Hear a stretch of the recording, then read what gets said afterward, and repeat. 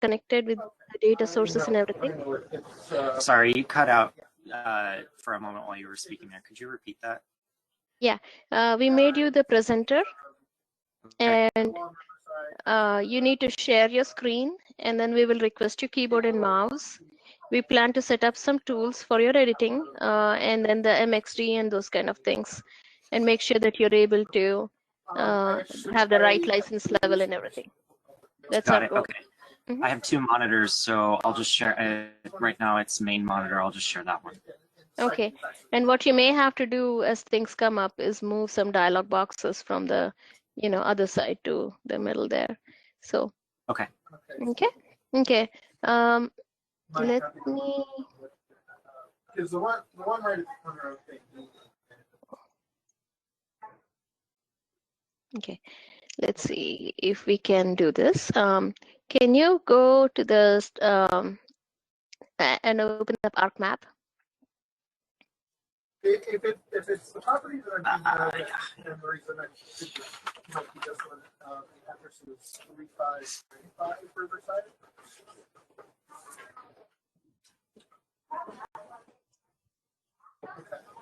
Okay.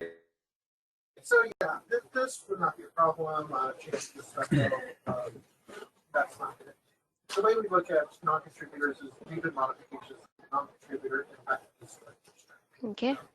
Let us request keyboard and mouse from you. So you shouldn't have any problem with it. Okay, thank you. I'm going to cancel it out for a minute. Hell. Oh, don't need that. Okay. I am going to check the license level. And you have a basic license level. You need to be on standard or advanced because your data is registered as version. So need help from Ted on this. Ted? Yeah. Lisa can jump over and help too. Okay. Okay. I'm working on traffic right now. Okay. So Lisa? Hi, Lisa. Now I'm not muted. Sorry about that. Okay. Yeah. So, Matt's computer is on basic level of ArcMap, and we need the standard or advanced level. right. So, Okay. He if you should can, be, let me see if I can, let's see if he should be able to go, or Matt, if you can go into your file, yeah, and go over to, actually go back to ArcMap. Of course. And like I said, can he change the license level himself, or does he need higher like? No, he's admin rights to be able to do that. Yeah, so if you can go ahead to go back to ArcMap. Oh, to ArcMap? Yeah. So that will be And yeah, and actually, he should be able to, actually, if you go into, actually, did you close ArcMap, Matt? Okay. Matt, you can go ahead and click Matt. Yeah, I'm going to. Yeah, okay. And then if you can, yeah, close it so that we're going to go to the administrator and change the settings on. You could do it in ArcGIS itself, but in ArcMap you have to do it as an administrator. So go ahead and just actually close that. Yeah, just close ArcMaps, and then we'll go to administrator, to ArcGIS administrator, and right click on it. And let's see where it says available. You want me to right click on it in the menu? Yeah, actually open it up and go back to that. Right click on it, and there where it says availability. It says desktop basic. Okay, and let's see. Go to Let's see if it will let you, yeah, it won't let you change it. All right. Go back up to desktop for a second. Yeah, And go up to desktop. yeah, you're not able to change it because I think you needed that additional privileges. Yeah, We can so cancel let this me- out. let me Yeah. see if I can remote in from another spot. You know, one more thing you could probably try is this. Let's say you give a right click here On on the administrator, go to administrator and right click and see if it will let you run as run as administrator. an administrator, and I may be able to log in if you give me permission. Yeah. Do you have a dialog box that shows up on the other side? Matt? All right. Well, it doesn't show up on the other side. It grayed out my screen, and then it says user account control. Do you want to allow this app to make changes to your device? And then it asks for a Yes. username. And then maybe you can give me permission to the screen, and then I can. Although I'm not seeing it right now, but Yeah. Can you say yes and move that screen to this dialog? I mean, to the screen here. There's nothing for me to say yes to at this point. yeah. Okay, so let me do Has this. someone requested control? Yeah, so let me go to a Oh, wait. different. Okay, so Matt, what's the name of your machine? Yes, CDD-M Taylor. Okay, hold on a second. Give me CDD. DDD dash M Taylor. Right. Okay. Yeah, I was just gonna go in there, but if you're gonna do it, Ted, I'll let you do it.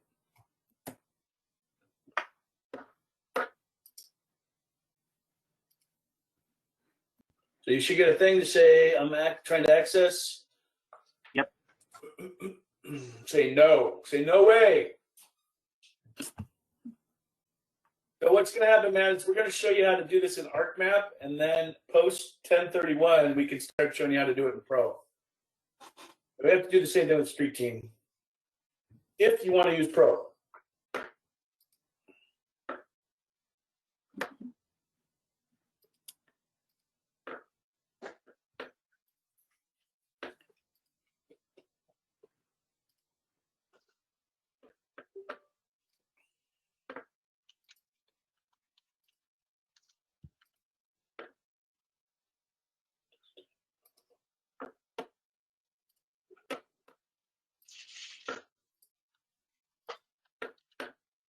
Okay, good to go. I'm logging off right now.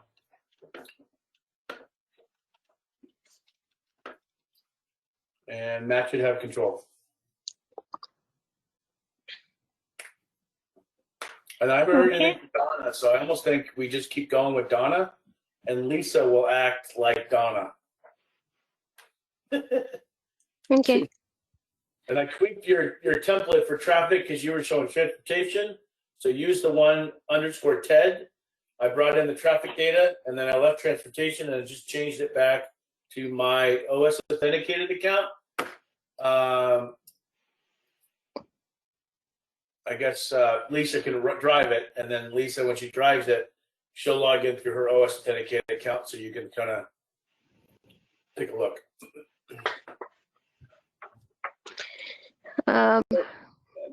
So Should I log into my 701 machine? Right now, don't worry about it. Let's focus on Matt, then we'll move to Lisa for planning, and then we'll move Lisa for traffic. okay. Let's say, Matt, So, let's Matt- open up ArcMap again.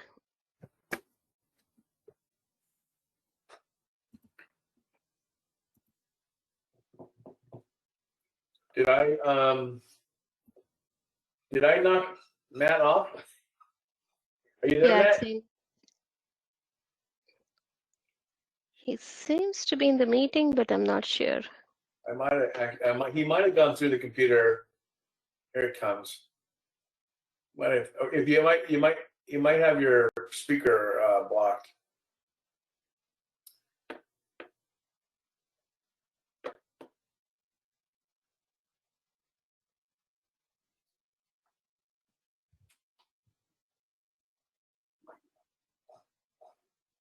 And Lisa, do you want me to check your machine, make sure you have standard and above? I do, but remember, my 7.1 is my, Yeah, you're gonna use 1071 for this. This is not right, a but 10 that's on my remote machine, not my main machine right now. Okay, then you'll have to use that machine then. Yeah, we'll see how that goes. Technically, your main machine should be on 1071. Yeah, but we put ArcFM on it, as you recall, so. Yeah, I know. For the most part, you'll probably piggyback with my machine. And your primary machine should be on 1071. Okay, But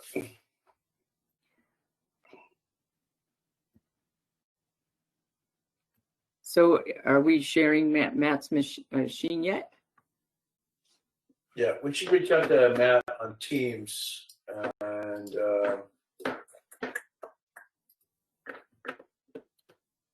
because I might have bumped him off inadvertently. Yeah, it says Matt's presenting, but it's,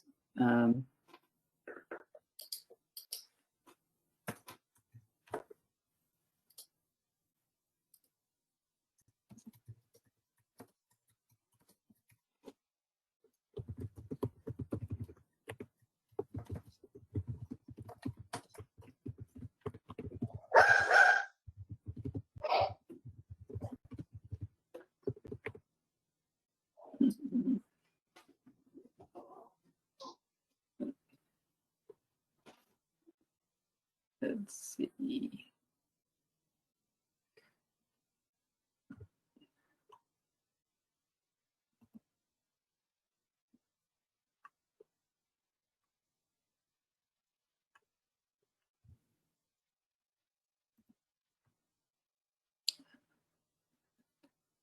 Oh, let's see.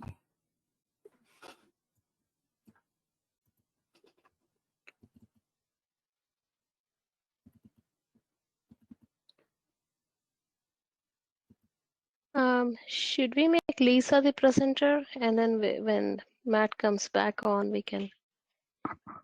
Is he able to connect back?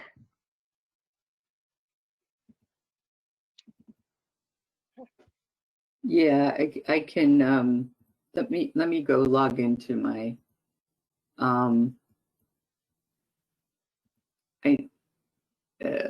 let's see, okay, don't send, so let me go to,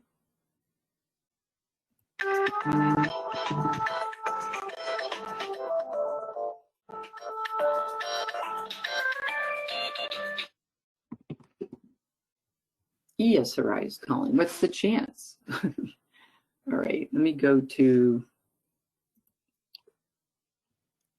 my 7 machine.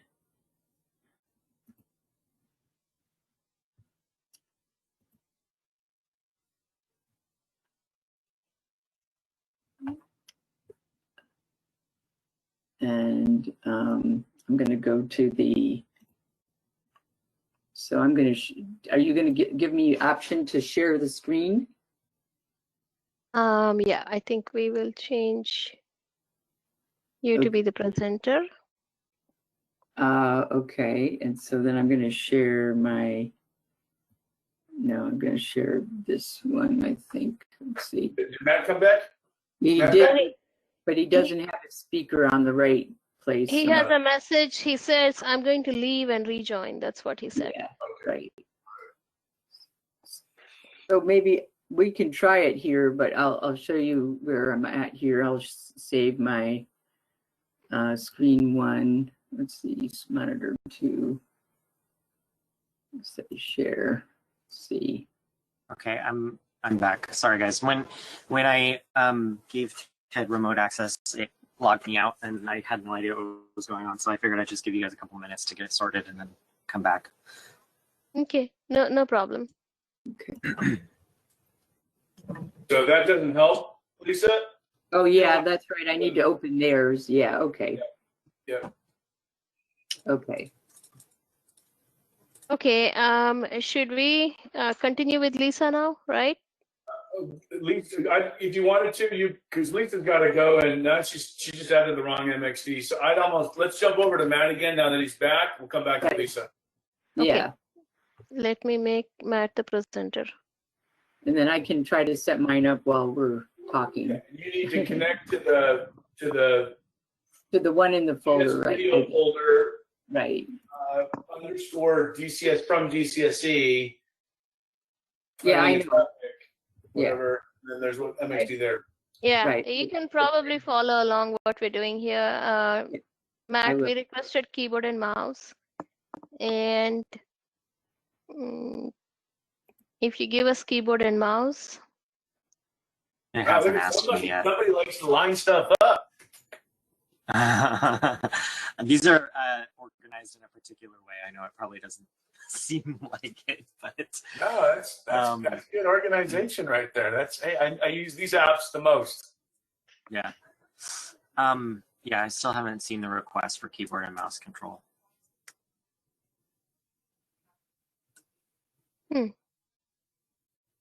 let me try.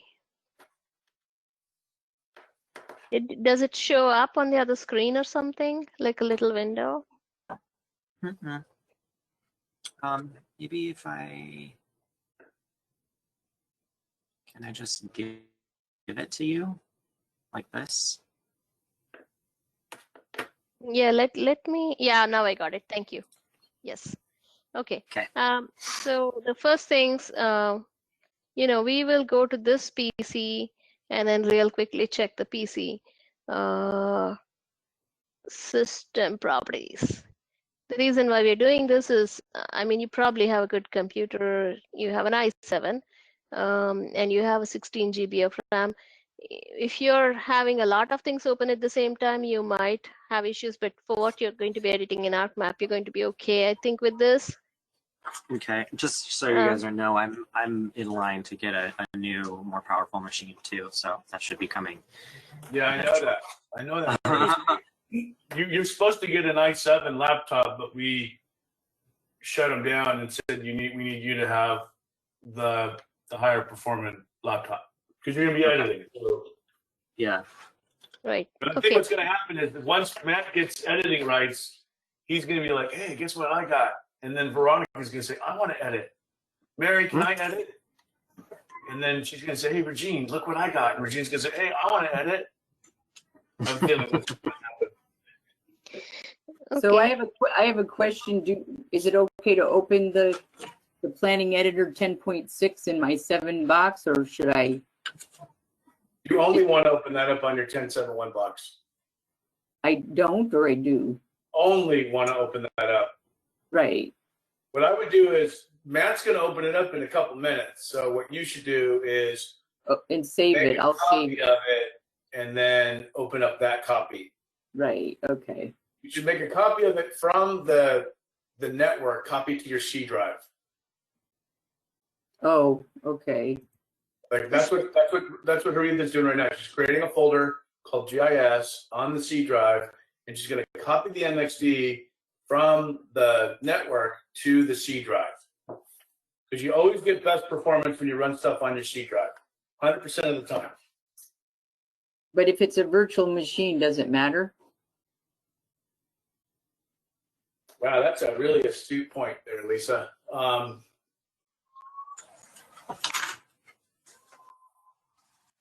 I'm going to run this I don't- one right now. I'm going to install this add-in.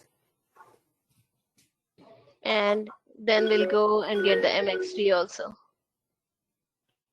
And so for Matt, there's a tool called Attribute Assistant, an add-in, and it's a way where they can capture value from other layers to pre-calc values in your layers. It'll be interesting to see what they do for planning.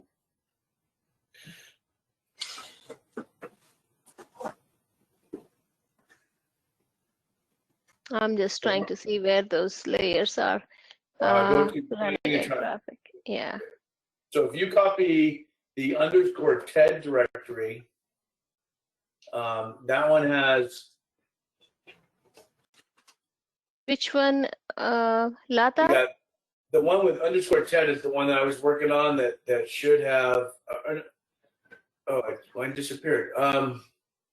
No, it's there. Never mind. Just go to the planning editor.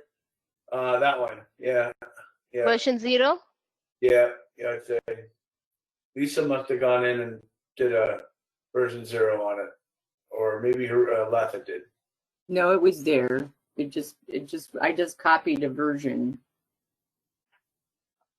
So I could put it on the C drive when my remote machine responds. I think I'm locked up. Projects, GIS. Oh, there we go. Okay. Okay. This hasn't been mapped yet, I believe. Let's go to the ARC catalog. Yeah, that's right. It has not been mapped.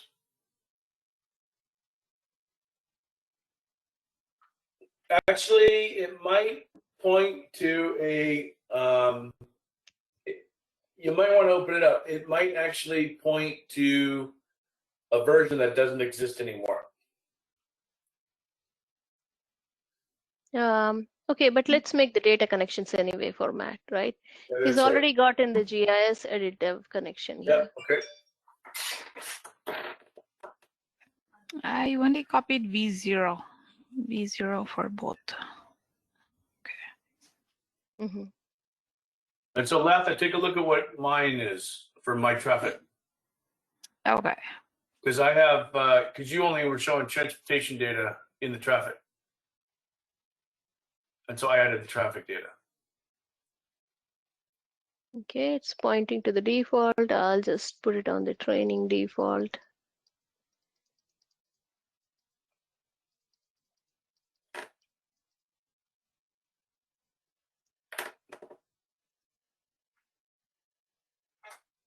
Yeah.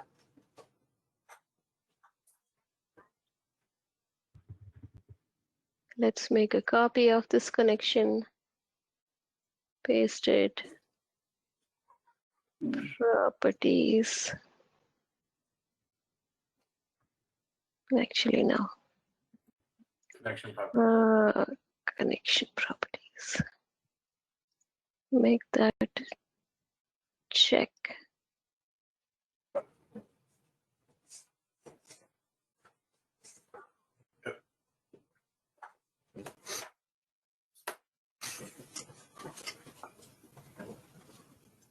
And then rename it.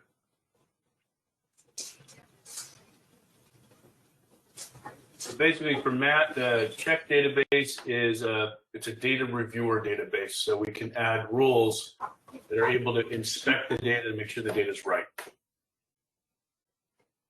And that's something that I could see Lisa helping out on. Get you to edit the geometry, have Lisa do the reviewer, and we'll fix a lot of that stuff.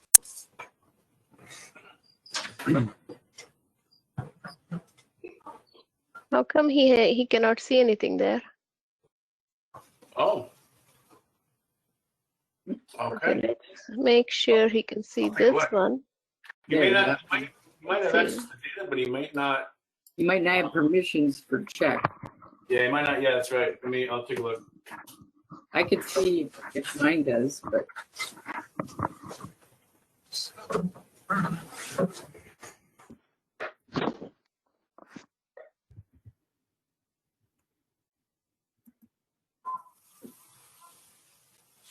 It's kind of slow too.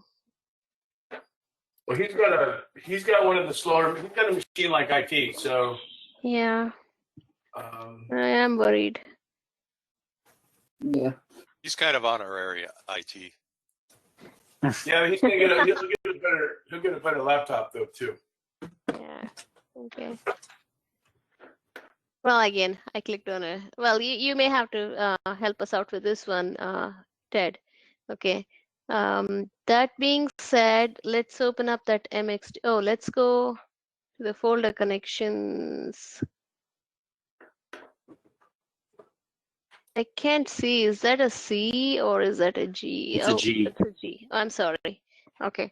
For some reason, the screen's like very on my GoToMeeting side. It's kind of I think you have a high resolution. Yeah, go to the plus sign on the right and then zoom in. Okay, I can do that, but right now let me just and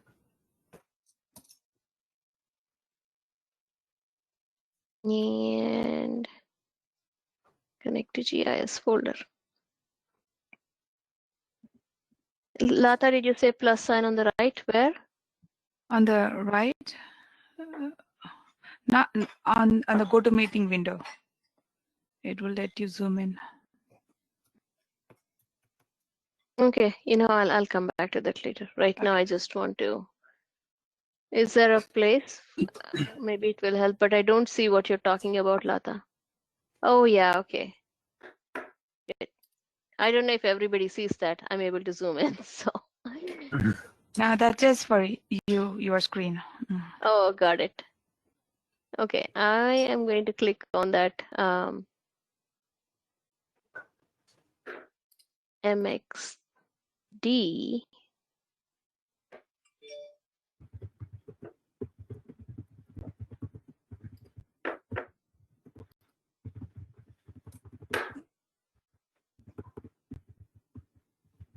It's just taking a while.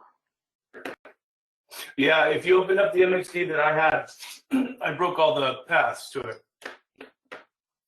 This one too? Yeah, The planning one?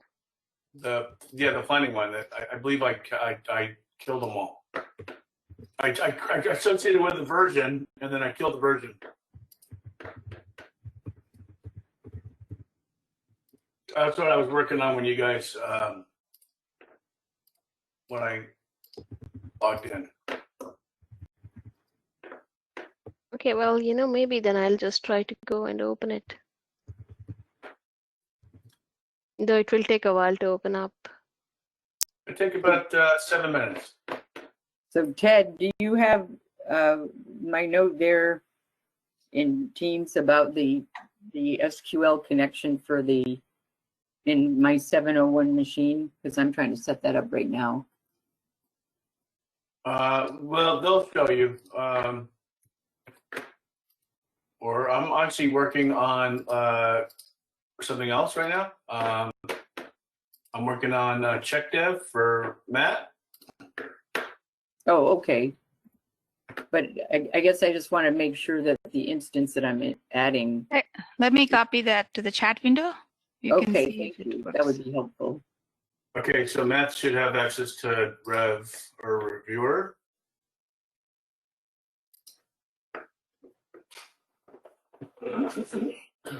It's kind of stuck right now. Yeah, can't these do high anything. sevens are fantastic.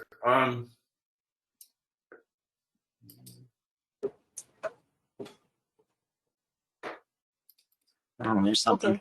Okay, finally. I could just try opening it. If these links are broken, it's easy to fix them. So. Yeah. As long as you're Matt logged in as Matt. You know. Mm-hmm.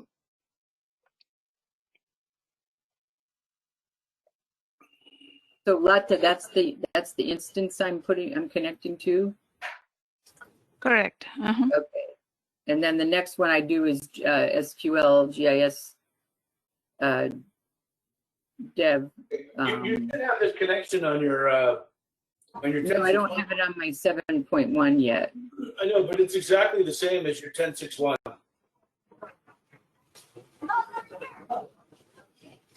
I know, but I don't have that machine open because I'm watching the presentation on one machine and looking at 7 You're going to want to fully remember. The production one will be a little harder to remember.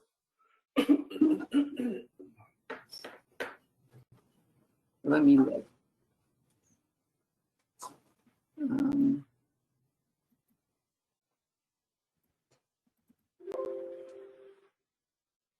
Right here. Is you could go literally into the database connections of your 10.6.1 box. Yeah, I'm going there now. I'm going there. Copy the .sde files to your 10.7.1 and then you're done. Right, okay.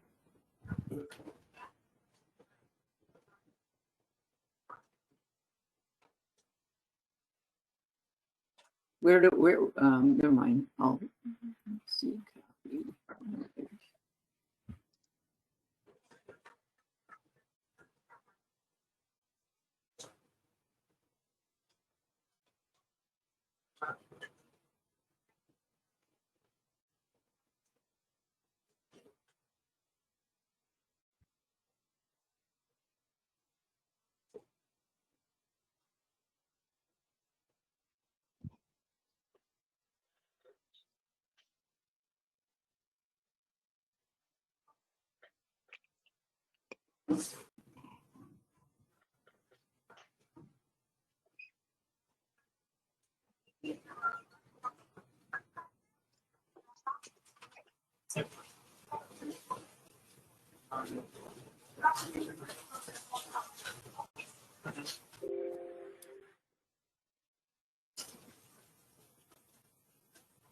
So Lata, that information you put in there, is that the instance or is that the database?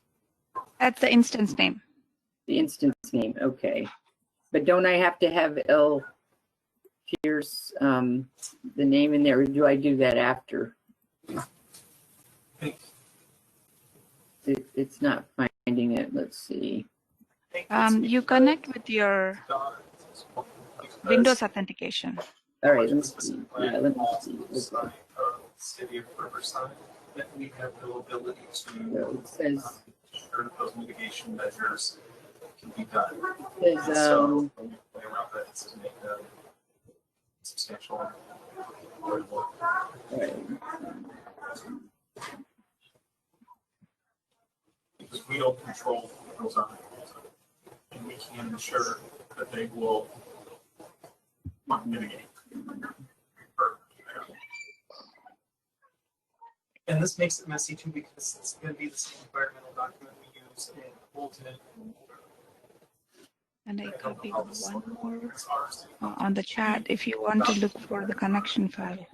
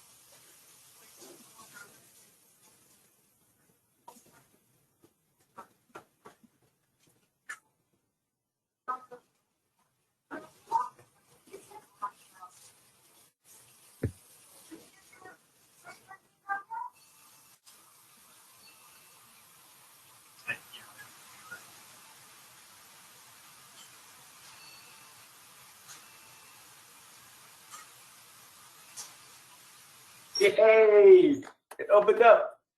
Woohoo! Yeah, so some of the bases for this template should be the one that Lisa already created, so there should be some familiarity. No. Right.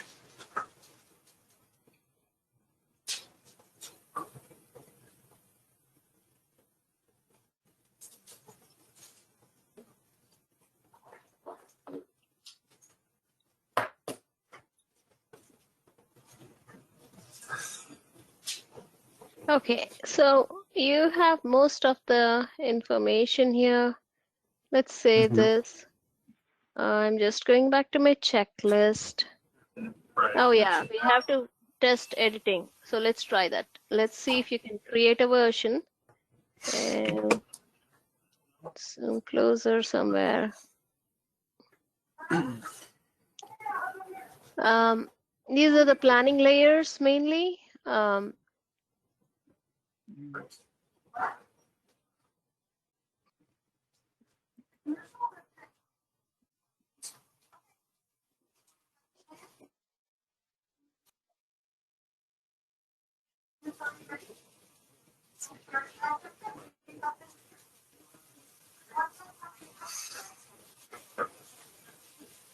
Do you just pick a feature at random? Yeah, just random, very random.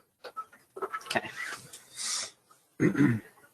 because I just wanted to get to a close-up view so that you can look at things a little bit up front. Yeah. So let's see if you can, let's make sure you can create a version. So I will go to the versioning toolbar and bring that over.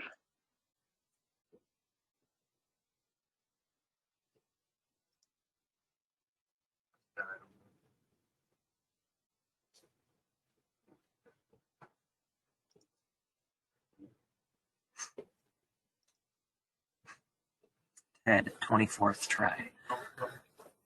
Mhm. Create a new version. Protected.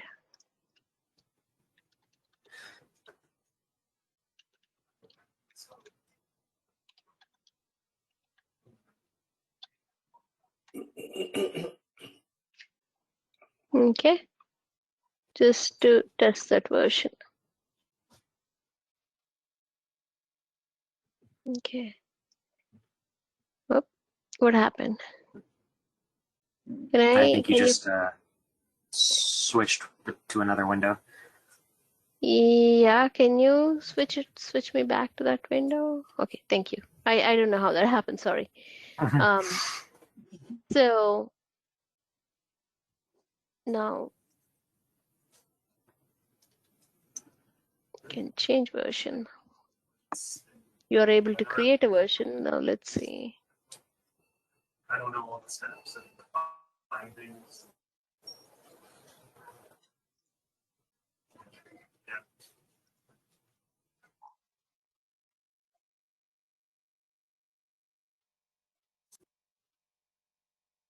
Right.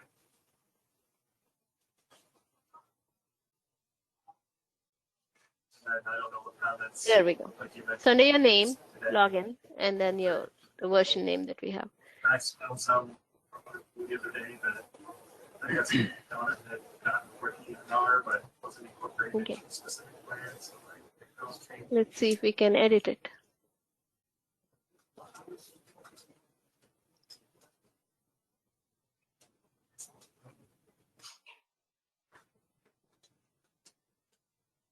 Okay.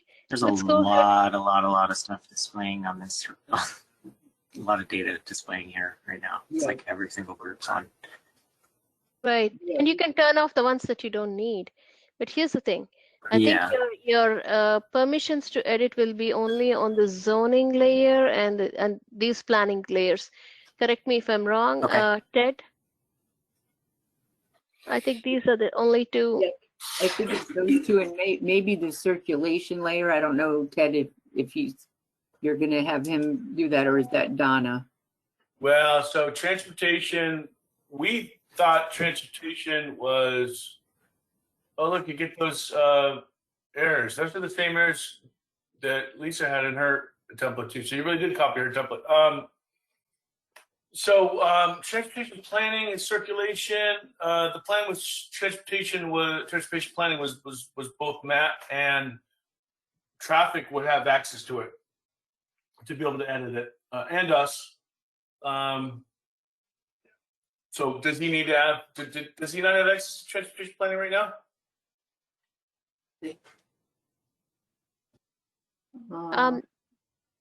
I don't. If I don't right now, I don't think it's. It's not in this map. Yeah, so we should probably go out and let's go out and add the transportation planning. There's only one feature class in there. Circulation. Originally, circulation was part of planning. It was only moved out when Nathan said he was the transportation planner. And so, oh, we didn't know that. So, because we had to make changes on circulation recently. So, we should probably add that data set to Matt's MX. Well, okay, one second. Let me say continue here, okay? And you're going to see a lot of drawing errors because some of the Yeah. symbology, my theory on this is that the symbology was built on symbology based on, if you took the template straight out that Lisa created, a lot of that symbology was based on earlier shapefiles, and the shapefile fields may not be fully there all the time. So there's a discrepancy in the symbology from what was created in the shape file to what's Oh. created in the work map, and there's it's a problem. It's a big bug. It's been buggy for forever. So you're going to see a lot of these drawing errors because it's inherent to the way she imported the symbology in that she defined for the shape files. Well, no, I had fixed that in the last version of the document, but that's all right. We can. Yeah, but it's like I have it's new not. ones It's like now. it's so embedded into the data that it's going to be a continuous problem unless you add the data from scratch and rebuild the symbology from scratch. There's no way around it. You're going to have to rebuild the symbology from scratch. But also, right, which I did, and I pointed the maps to the right, to the version from the new data. So there's a different set of symbology, but if you just turn off, if you go to your first tab and you turn off all these groups, at least for now, then those errors will go Yeah, away. we know that this is the layer that with the problem there. Let's see if there's a definition query. There's no definition query. No, it has to Maybe. do with the symbology. So if you just go to category and do label name, and just, Unique values. uh, Yeah. yeah, just do all values. And Label name, this, which layer is this? This is the, neighborhood conservation. That's the one that the message was about. right. So just go ahead and go back to feature, go back to Oh, symbology. there's a label problem. Okay. Yeah, right. That's the label. point. Yeah. So go to label name Mm-hmm. and then just, well, actually just go to, not label, go to symbology. But this Yeah. was causing the issue, I think. Oh, okay. So say okay then. Symbology wasn't. Yeah, this is. Yeah, so it's just a discrepancy between the way shapefiles handle everything and SPE or feature classes. Well, the person at ESRI is telling me how to import the symbology into something that's readable. Yeah, directly. and you can. It's a fully supported operation, but there's still discrepancies of what a shapefile constitutes and what a feature class constitutes. No, I understand that. It's just that I redid most of them. I might have missed a couple. There should be, Yeah, this was on the label. This wasn't on the symbology itself. right. This was just the label. Yeah. But if you go to the first tab there in the table of contents and you turn off all the groups and just have the, turn off those groups. You can hold in the control key and check them all. And just turn on the planning layer. Because Okay. they'll when you zoom in, they'll all turn on unless you. So like at the group level, if you hold the control key down and you press the checkbox, it will turn them all on. Is Aretha driving or Matt? Well, it's me looking at.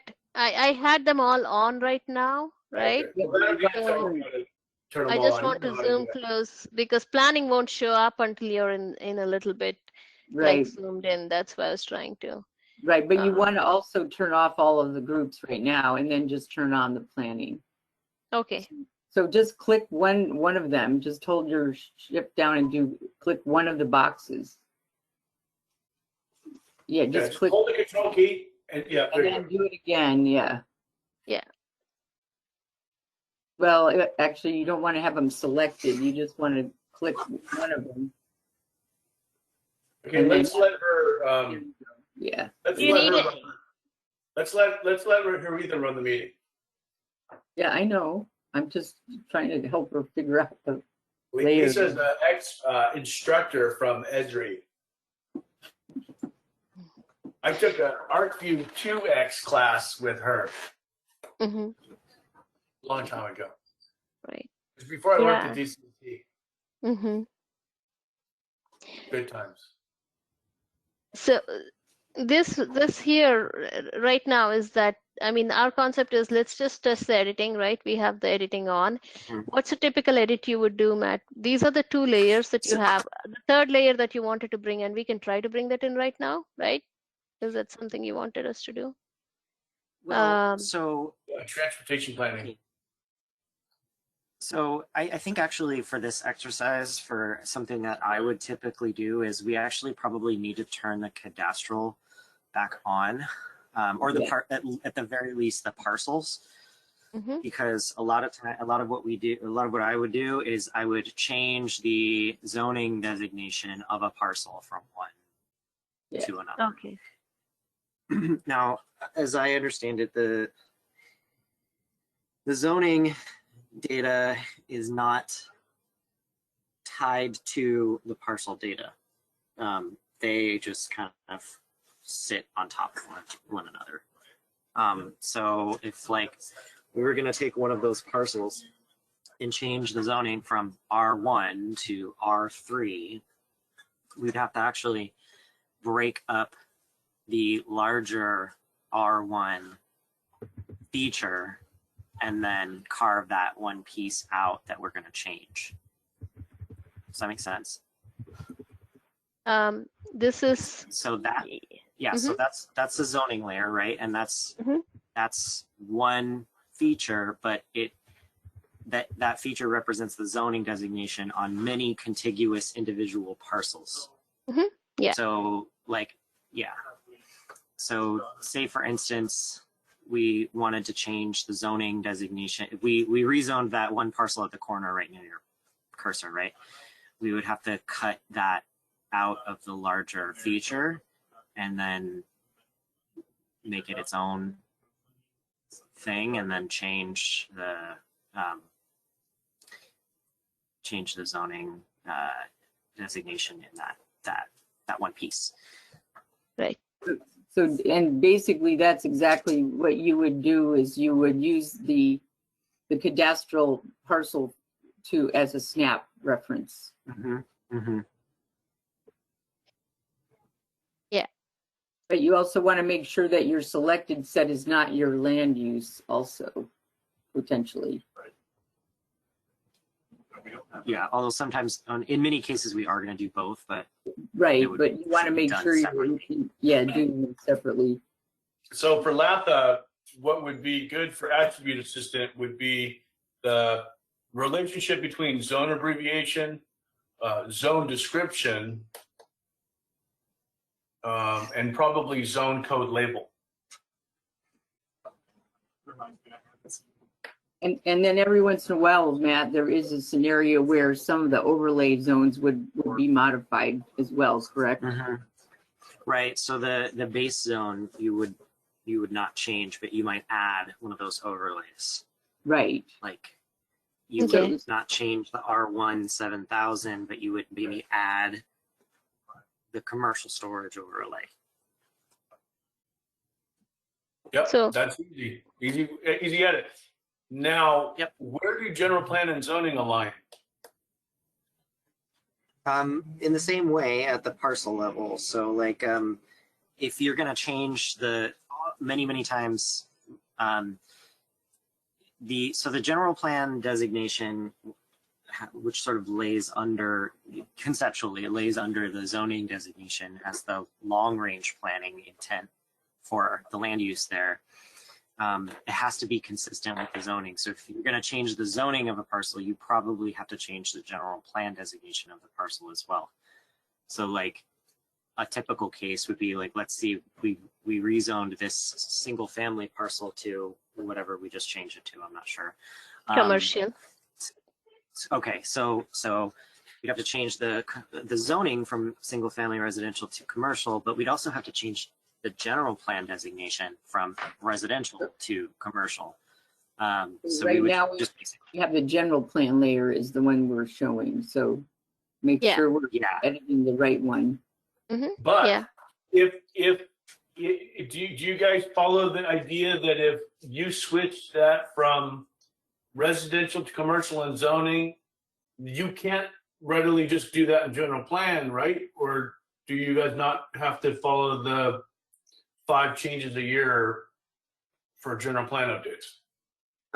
We don't really. We kind of just process them as they come to us because it usually doesn't go much more beyond that, what we process in a year anyways. But like for instance, for the housing element, project that we've got coming up here, we're going to have to do this. It'll be one project, but we're going to be changing both the general plan and the zoning designation of many sites across the city. Thousands of sites, Well, right? Hopefully. maybe not thousands, but definitely dozens. Okay. Right. So here's the thing. I think what Ted had just mentioned was that when you change this to something else, let's say, So yeah, maybe do commercial because we changed the zoning as well to Right. commercial. So this it- this should automatically change. This abbreviation should automatically change. Is that correct? Yep. So yep. Lata, that's something for the attribute assistant. Yeah. Okay. When I pointed that out, that was for zoning, but in the general plan, Also, you it's also a can, yeah. there's a label Yeah. field, there's a land use name field, and then there's a land use abbreviation field that all can change. Because essentially we're using one with just the label, we're using one for the description of the label, and then we're using one that shows the description and the label. So all three of those could be affected with attribute assistant. And then if you could build into attribute assistant some sort of way to check consistency, which is what Matt's talking about, where if I have a residential in zoning and I switch it to commercial, then the general plan needs to be consistent with zoning. So you need to move the residential in general plan to commercial when you move residential to commercial in zoning. Does that make sense? So before you cancel that, oops. Oops, I'm sorry. I had to because I was in training default. I can quickly change it. Okay. Oh my God. Uh-oh. No, actually, no, we didn't actually edit that. I just noticed that only that layer there is in that version and the remaining data was in the other version. Oh, yeah. Okay, so let me change it to make That's sure why that we have- everything. That's why we have training default. Training, yeah. Training default, these little hiccups like that happen. Good catch. So Matt, one of the things that I also wanted to point out with that example is that, you know, there's some categories to do with the number of units. density, intensity. Yeah. Yes, I was All those values should say also that. be consistent across the change as well. Yeah, so and we might need to go through this so I can point out or help you guys, you know, kind of map them to one another. But basically, yeah, in the general plan data, it has more than just names and abbreviations. It has, you know, maximum dwelling units per acre, maximum floor area ratios, things of that nature that we use to do analysis. So, and that's going to change based on what the land use designation is. So if you go from, you know, medium density residential, which has, I think, like a range of 6 to 8 units per acre, to high density residential, which is going to be 24 to 30 units per acre, you know, that those attributes need to change too when you make that change. So you'd either have to be paying attention to change all of them individually, or it sounds like this attribute assistant thing can, you know, you can set it up so that when you change one, it changes everything else to match. Yeah, Do I yeah, understand it could that? do that. Yeah, we just need to know what it is going to be like. If we know the codes are the easy part, but if there's anything else that you would want to automate that way, it can be set up in the attribute assistant. Getting Okay. in any grid numbers, map numbers, any unique IDs, they're all like, so that's why I'm looking at these attributes right now. No, Those the are a good example. Yeah, those are all the ones that are consistent across the value. Right. The general plan abbreviation and definition has Yes. consistent dwelling units. Yeah, That's so what what's the best way to get you that information to you guys? Because I can give you a table, like a chart. That will be great. We can use that. And we can say which field it is in. And I mean, if you can tell us which field it is in, and then we can translate that in here. The other thing I noticed is a sphere of influence. Obviously, I think there is a sphere of influence boundary. So if it's falling within the sphere of influence boundary, then you're calling it inside city, right? Okay. No, influence of the city sphere is beyond the city Yeah, boundary. outside of the city limits. Yeah. But there are some data sets outside the city that are still in the influence. Right. So, for instance, California law requires that we have general plan designations for all territory within our sphere of influence, even though it's not within their jurisdiction. We don't actually control the land use there, but we are supposed to plan for it in the event that it becomes annexed into the city at some point. It's already been, the future land use has already been planned in the area, so that's why we have the distinction. Okay, I'm hoping to find that layer. I'm just not. It's not just your city boundary, right? Where do you get that? Whether it's inside city or whether it's called city sphere, and we can go or sphere of influence depending on The general plan has, if you zoom out to the general plan, you'll see the spheres. Yeah, right click on general plan and zoom out to the whole layer. okay. The GP land use, maybe you want to set a zoom factor. Yep, see how it comes down? You have a northern area? So you can this right line- click. You can right click on it and turn off the default display. Yeah. I close that and turn off the scale dependency on GP land use. Yeah, that's what I meant. Yeah, the Go to display, properties. visible scale. Show all scales. No, no, not there. Yeah, just Oh. I think it's on the group. Oh yeah. yeah. I had it at each of the different layers, but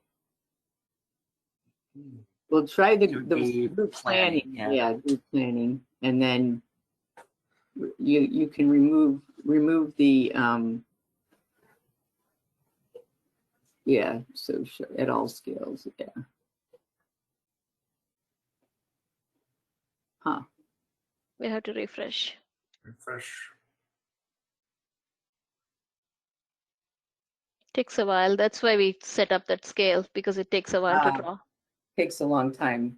So one of the ways that I wondered, the way I managed that in my demo template was I had one scale for the general view and one.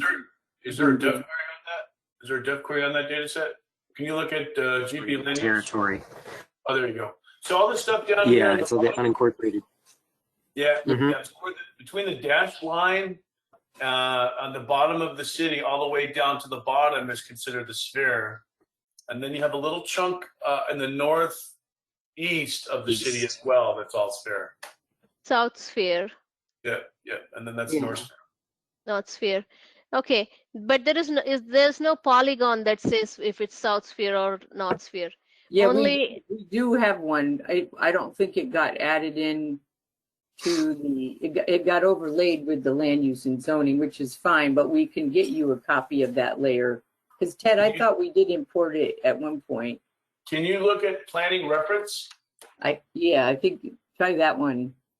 Go look at planning. So the primary data sets for planning for reference are planning reference right there. Mm-hmm. But one of these data sets does not mean anything anymore. It's the community plan area. We don't want that. We're going to kill that probably in another 6 months. It isn't in here at the moment, but I can. Go What would to be reference. Go to reference 2025. Down below. reference 2025. And see if there's something in here with sphere. Yeah, it should be. This is all the data they use for the general plan 2025 update. It's either called sphere with a SPH or it's called city sphere.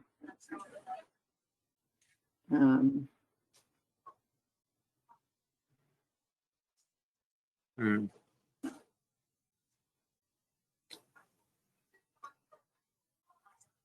Interesting. Okay, if it were present, we would have been able to just assign it from that layer to the underlying polygons inside your zoning. But even you find it, I mean, it's okay. We can always add it at any point. It's already in the land use and zoning though. It's already defined by a. Yeah, but what, open up reference 2000, no, that would come in at 2025. Sorry. We'll have to just look, we'll have to look for it. If we don't find it, then Lisa will just find it and we'll load it. Yeah, We'll okay. load it in the planning reference. Yeah, this is not so much to do about what the existing data, right? Going forward, you'll be making edits, and when you make edits, when you split polygons or merge them, there's this split and merge policies that will cause you to lose the existing data. Then you want to automatically calculate it. So it's kind of for any kind of edits that you may be making. As of now, though, I mean, you have all of the polygons. I think that it's just that they're probably in a different zoning and they just changed the zoning. So most of your work, I believe, is going to be like the changes to this zoning polygons. And we also should probably add the specific plan in the group planning as well. Yeah, specific Yeah, plan that's a is good idea. helpful as well, yeah. So that you would need to have access to that as well, Matt. But he has it. If he has if he's got zoning and GP in there, then he has. It's in the planning feature data set. Double click on that. Let's explain some of this. So we got land use. That's important. Planning projects is another one that at some point might be added, but maybe we don't need to do that now. Specific plan official. That would be the other one. And then the GPLU proposed changes, current is really a concept layer. Like we could go in and they can make changes to do like what if scenarios. But if there's no limit on how many changes you could do for a general plan amendment, and you can just edit willy-nilly on putting those things through as long as they're city council approved, then there's really no purpose of having the proposed changes other than maybe doing like what if scenarios. But with versioning, you can go in there and create a version and make a bunch of changes and use that as your what if scenario. And then just delete the version when you're done. And then all those changes go away because they were only in the version. So that would be like a scenario one, scenario two kind of thing, Ted? So right now you can go ahead and add all that. Haritha, what was that, Lisa? I just said that it would be like you could make the versions be scenario one. Can someone tell Scott to be quiet? Let me mute myself. Or oh, I see it's in the background in your. I know, I'm just teasing. Because Scott maintains the cultural data, but even though we're gonna have to train him later. Say your question again, Lisa? Oh, I just was verifying that you could use it, like you could name your version of scenario one, scenario two. Yeah, that's right. That's right. It would be something that, Matt, you could also potentially evolve some thinking for the consultants doing that as well for your new general plan update. We would just, at some point, those versions would never make it up. They would just stay where they're at, and then you just delete them and they go away. Or, Right, wait a minute, we like scenario two, let's push that forward. But they're going to be able to do those types of what if scenarios as part of ArcGIS Urban. Right. Right. Yeah. For this effort right now, What I would for the planning projects, we have some fields to add to that, Aretha. That data set that Veronica has up, I would propose that we take the geometry down and copy the geometry from that, plus her new list, and paste it into this layer. Is that the planning project topic? Yeah. Okay. It's not a huge priority because right now it exists in ArcGIS Online, but it would be nice to have a local copy of it. Oh, is that the one that I created based, or is that a different data set? I don't know. Did you create it for Nathan Mustafa? Uh, We can talk about that later. okay, yeah, Let's, that's at this different. point, Haritha, just add specific plan official. Just that Oh, one. I wanted to bring in the topology also. Let All me right. bring them in and then we can change it. Yeah, you know, bring them all in. That's fine. But when you say yes, if you say yes right now, it's going to bring them in again, won't it? Let's say yes and remove them. So when you add a topology, it wants to add all the members of the topology. It's actually kind of cool because then you don't have to add each individual one. You can just add the topology, and then it will add everything that participates in the topology. Yeah, So what I I- can do is, oh I have yeah, a- I know. Mm-hmm. Question about that, because does that mean, does this help us resolve a lot of the slivers that we have between land use and zoning? No, so the topology is relationships and rules that exist. So the rules I think I probably have to find right now are you can't have gaps and overlaps in both GP and zoning. I didn't build any rules between general plan and zoning because I don't know all the rules. So Right, right. does this boundary, we almost need to, and this will take time. This will be fun. I'll almost take on that project myself just to come up with that because planning is awesome for GIS. Once you get really going on it, but we should be able to build a track on some boundaries that, okay, this zoning and general plan need to follow this boundary. And if they don't, then it's, okay, I need to adjust it. And I do like a reshape or whatever it might be. But on some areas, on some parts even of the same boundary on the other side, they don't follow the same boundary.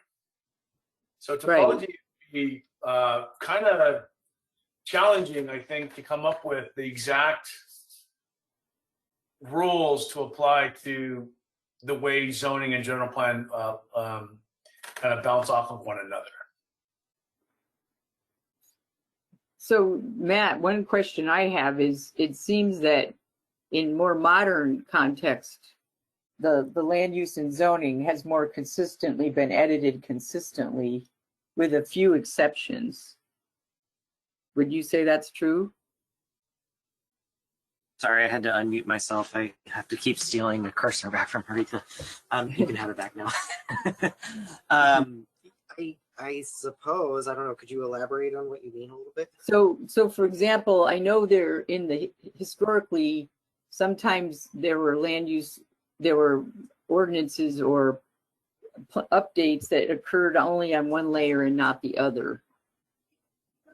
Yeah, there's a very specific reason for that, which is prior to 2019, we as a charter city we were not required to maintain consistency between our general plan and our zoning designations. Okay. State law changed, and now we must be consistent. Okay. So we are finding ourselves in a position now where we are processing a lot more general plan amendments because we have that consistency issue, which we did not have before. We used to be able to just ignore it. You know, the general plan was our long-term land use vision for an area, and it just kind of sat there, and Right. the zoning controlled, you know, the land use and the development requirements for a site, and now we are not able to do that anymore. So So that's why. does that mean that some of the changes that occurred before 2019 that are not consistent, are those things that merit remedy, or is it something we legally would have to change in this general plan update formally?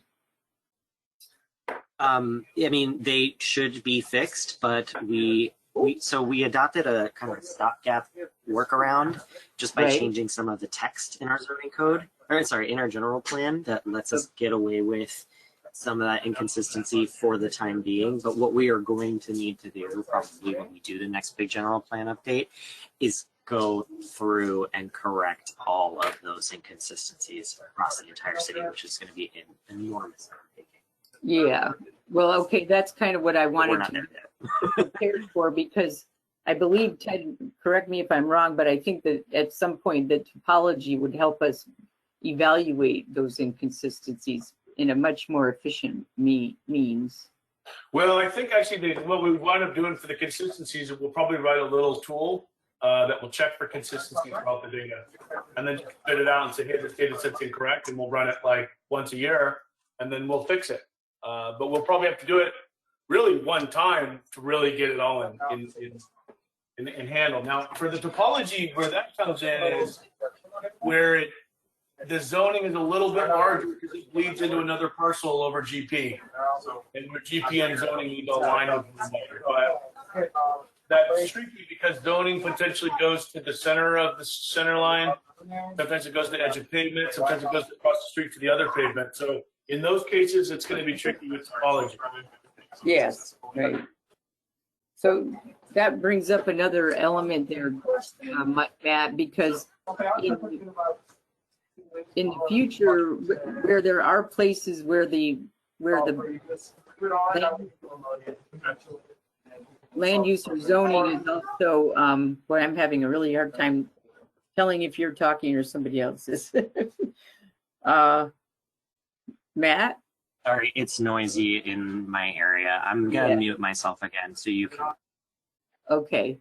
I just was going to ask if, in terms of the example that Ted just mentioned, where there's a number of places where the land use goes into the right of way, are those areas where you would want to be identifying those as possible segments that are defined outside of the land use layer? Or hold on a second, Matt, can you send that report? Can you type in your address, your email address, and or my address, and then send the report? This is good because there's a guy that sits over there and he reads all these things, and I can say they're definitely a little more studious when it comes to pro. They probably don't care as much about ArcMap. They just don't officially tell you that. But I don't need to fill anything else out here. Yeah, just say editing in SDE or enterprise. I would say I think it was just the MXD. We were trying to, at what point I got that? You were I trying think- to edit, I thought, but No, I wasn't editing it. It was just Just- setting the layers and yeah, changing. just say something like setting theme properties, or setting layer properties. That's good. but using an SDE enterprise, right? And then just say send report. I think that's fine because you're gonna a little file gets sent. That just kind of helps. Oh, okay, here's their. Oh, that's related to layer properties. Okay, all right. And then they'll say, oh, that's because he doesn't have enough RAM on his computer. That will say. Then they'll say, oh, I wish. Actually, at that time they'll say, oh, I wish he would have said whether it was a file geodatabase or an SDE layer. Okay, I am trying to going to open this one again. Okay, we'll The make reality sure that. is- The reality is that Matt has 16 gigs of RAM and he's running ArcMap, which is a 32-bit application. He cannot take advantage of more than 3 gigs on this machine for ArcMap because it's built with 32-bit. So he could have 2 billion gigs of RAM and he still only uses 3. So it has nothing to do with RAM when it comes to ArcMap. I thought it used more than that. I thought it used 8. In a 32-bit world, you can only use 3 gigs of RAM. At one point, you could only put 4 gigs on a machine. Windows gets a gig, the applications get 3. Okay. Okay, so I think I just wanted to say I think I was doing something over here, either one of like just changing the layer name or something like that. Then it suddenly froze up. Or yeah, so as far as circulation layer, so we know that mostly you have that layer, but what I've noticed is that you have this green GPLU proposed changes current, and that's almost on every one of these polygons here. So is that also something that you need to maintain along with it? I show it like a line just because otherwise it would be just like a like a polygon. Yeah. And Well, I think that was just a holding database potentially. okay, but it's kind of like all over right now. If you Yeah. There was a date. Yeah. I think it was just the reality is this, I didn't create this. This was something that was already created at one point and somebody had an idea. I'm trying to interpret what its purpose was. So essentially it was just where you could track general plan changes. Because at some point, some places other than Riverside, you can only do 5 general plan amendments per year. Now, you can have an amendment and do 900 changes in it, but you still only have the one that goes through. Yeah, it's a single That to me is- resolution. That to me is probably why they came up with that data set, whoever came up with it. It's not, that's why I don't think it's something that we're. I don't think. I think it was kind of. Because so we set up the general plan land use official because that's, and then we had another data set that we were making changes to that we didn't want kind of mucking up the official version before yeah, I we think were that's what this is. certain that's what we wanted to do. Is that Oh. where that came from? Yeah, Yeah. that was from the last general plan after Ted left. So that was during the last update.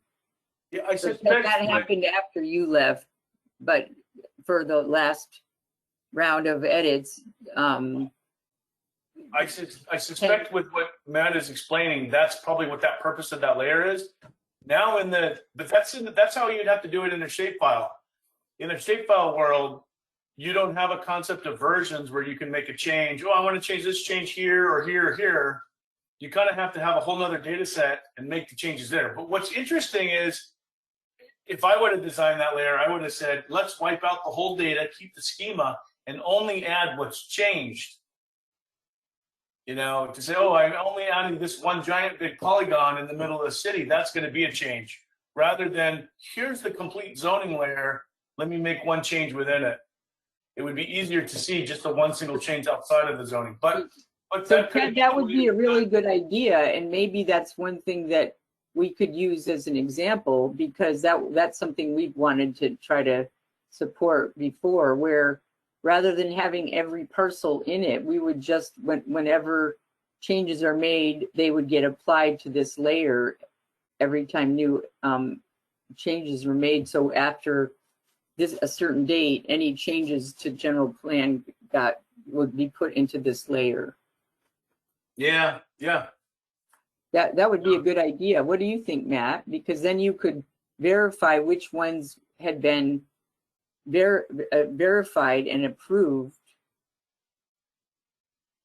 I mean, yeah, I see the value in having some kind of, although that it sounds to me like that is almost like a kind of a SOP question, really, is, Yes. you know, where the checks and balances are, like who's making a change and then who's verifying that change before it gets locked in.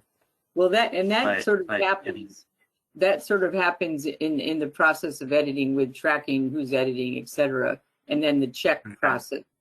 But I guess one of the questions I have for DCSE in general is, have you seen like a history of change tracking, as like a date in which additions are made? Because in a way, the date that something is changed in the main data set would help support that, correct? Well, you get editor tracking built into the Yeah. data. It's Yeah. already there. Already there. And then we're going to have archiving enabled, so that every time Ken or I post to default, it's going to take a date snapshot. It's not going to be feature level history, but it will be sectional based history. So every time I post to default, it registers a date. With Workflow Manager, if we get that going with planning, that can track feature level history, and Personal Fabric can do it too. But you get editor tracking. Every time Matt creates something, it will register his name and the date. If he edits something, it will show his name. If you edit something, it will show your name. Right. What it won't do is it won't show your name, his name, your name, his name for the last 13 edits. Hmm. And that's a lineage that would be handled as part of Parcel Fabric or something like Workflow Manager. And we haven't touched Workflow Manager yet. We'll start that maybe November 1st.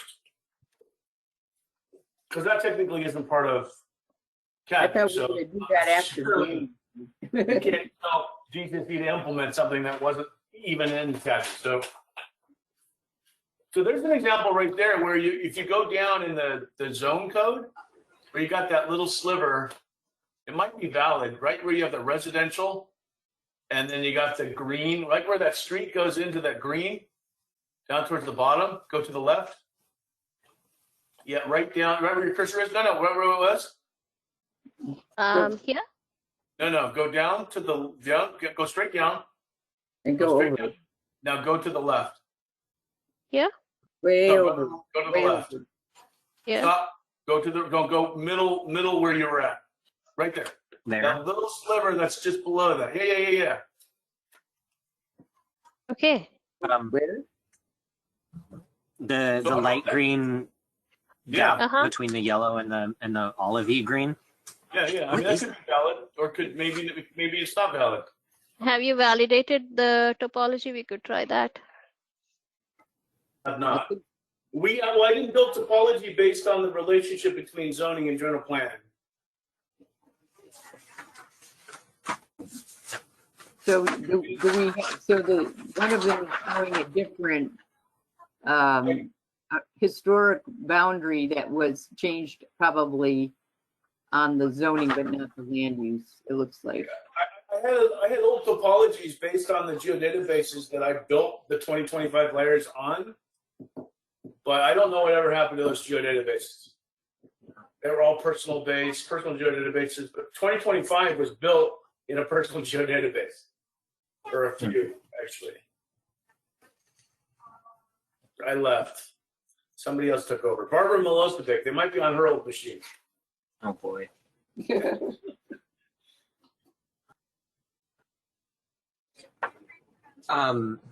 It almost looks like. Oh, you know what? What is that? I wonder if that's the watercourse overlay zone. Oh, yeah, I bet you're right. Where is that? It's on the Tequesquite Arroyo, right on the south side of the golf course. Oh, right. Victoria Club. Yeah. So that should be, I believe, either Arroyo Drive or Elsinore Road. So if you turn on the circulation layer and label it, You know, actually, the reason why it crashed last time was I tried to get ArcGIS online here. And that's when it crashed, I remembered. Let me stop editing right now. We'll make sure that the topology and all is validated on a file geodatabase first. You want to save your edits? No. Save the MXD. Yeah, I did save the MXD right now. But this is what happened. This OpenStreetMap over here. oh, yeah. So Maybe it's okay right now. Maybe we're okay. I'll just zoom out a little bit, okay? let's see, yeah.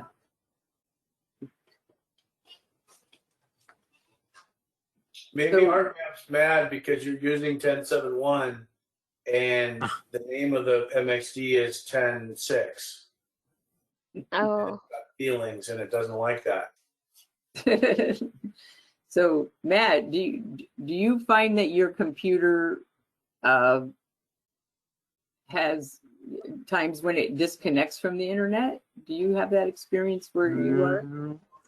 No, not really. I'm in the Okay. office, so Yeah, that's true. Yeah. I mean this layer. Let's zoom to this one. It could be a possibility with okay, there we go. This area is okay. That area, I don't know. It took a while, but it does show up. I mean, maybe we were zoomed in too close into that sliver there, right? So, or something like that. So you do find this coming up, but that's when it crashed earlier. Okay. The other things that we can also add is something like an aerial imagery if you would like to see on this one.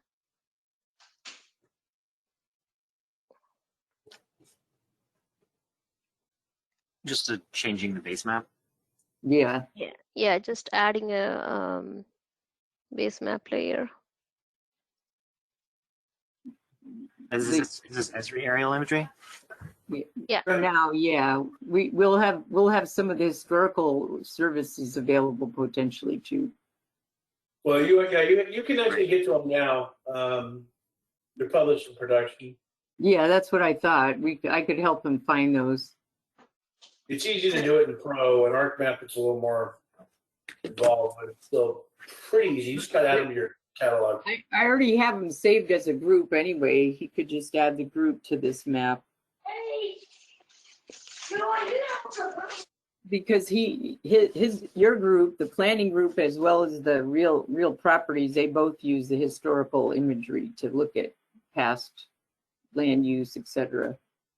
So for the most part, is Matt pretty much set up on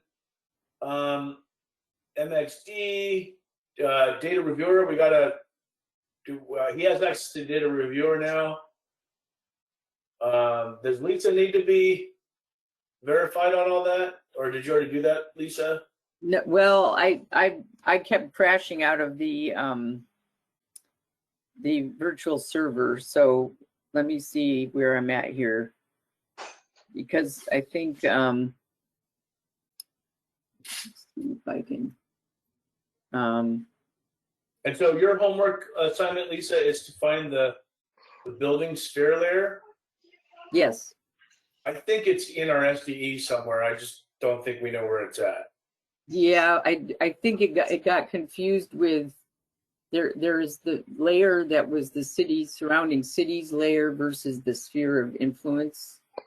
And I think at some point one of them overwrote the other. So, but I'll check. Okay. Is there anything else that we need to do on this? Oh, we have to copy that file, the attribute assistant. We'll do that. But in the meantime, so we know that one of the most common edits are the zoning and moving them. Now, circulation, what is the kind of edit that you would do on circulation layer? For me, the most I would ever do, and this would be rare, is change the roadway designation or delete a segment. Like say we have a planned roadway that's not built somewhere, and these are increasingly rare in the city. That's identified in the general plan circulation element, which is what the circulation current layer should be reflecting. And we amend the general plan to eliminate that roadway from our planned roadways, then I could feasibly be tasked with making that change to the circulation data. But again, that would be rare, but that's the kind of thing that I would do. Okay. Okay. Yeah. So I would either change the roadway class that here from, like, say an arterial to a collector if it gets downgraded for some reason, or if the entire segment is plant unconstructed segment is eliminated, then delete the segment. Okay. Okay, sounds good. I just wanted to find out what kind of edits you make. Those are all, like, kind of the basic edits, and so just wanted to check.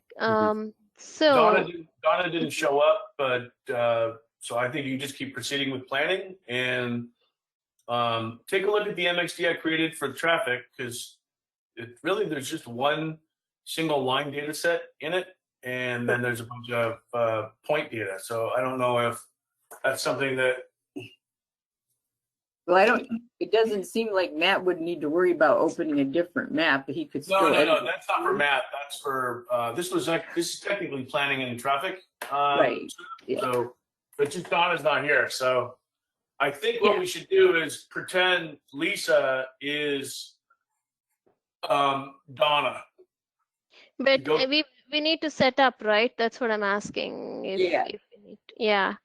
We need to set up on Donna's computer before the training, so we have to really do that at some point. Harita, For now, let's just pretend. is the neighborhood label working now? Neighborhood label? No, we didn't turn it on. Why? Which one are you talking about? We did label. Okay, it's I saved, did right? label it. Yeah. Okay. Okay, you can previously set, it was erroring versus now. this one here, neighborhood conservation areas was having a Different. small, Different. The um, neighborhoods is part of admin boundary. mhm. It's got a scale dependency. Okay, I just wanted to make sure that because ArcMap crashed, right? So it's saved. No, Okay. it was saved, yeah, before that. The Okay. only thing that Neighborhood- happened was I turned this on, so the ArcGIS online, and then it crashed, so. And which Donna is it that, Neighborhood conservation areas are for cultural resources. Neighborhoods as part of the admin boundary. So it's different. which person is it, Donna? What's her last name? That's the woman. Fuller, Donna Fuller. Yeah. Oh, And then she was really a late ad because she's like, oh, were we not supposed to edit in Cadme? You know?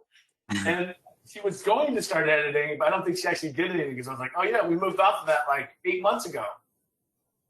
Donna. So- There she is. Fortunately, all her data looks to be point data, so it's pretty bare bones. You can open up the traffic MXD and see. Yeah. And Let me exit out of this. okay. I'll finish up with that, and then then Matt will be. Say, yeah, can we get a copy of this on the same location, Harita? Yeah, let me Yeah, copy copy this back there. to the.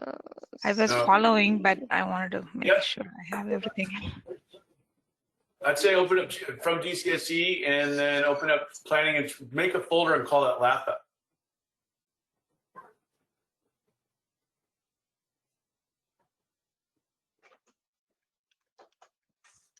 Or LATHA. And then put like, make it like flash. Red. Okay. Thank you. Put that there. I'm going to go back to this attribute assistant. Remember this guy, copy this. We go to C, users. Just App trying to data, see. you have to type it in. Yeah. It's a super secret folder you need to know about, Matt. Oh yeah. Yeah. Config files. You can actually show hidden Paste it. files. And then you'll be able to see it right off. But in the roaming directory, there's a folder called Esri, and in Esri, you'll have your backup for your SDE connection. Sometimes you'll get corruption on your MXD. You have to delete the normal MXT. That's how you get to it. Okay, we finished this. So Matt's computer, I think, is all set. Should we look at Lisa's? Yeah, let's go look at Lisa's. And for Lisa, you'll look at planning and traffic. Okay. Thank you, Matt. We'll switch over to Lisa's computer. Okay. Do I need to do anything, or can you? Oh, okay, we're good. So let me. Good until the training. So That let day me- we will send you the Oh, I material. meant with the Zoom meeting. To Yeah, give you back the screen or anything, but So let's see, I need to share my, this one, share this one. Okay, So this is your 1061 machine? let me actually make sure. No, just Um, sign in, and then because you have to remote in your other one anyway, because your other one should be called I'm V. already remoted in. I usually don't remote. Actually, yeah, let me share it to the other one. Let me see. Ah, come on. Share. It's not sharing. And share the other.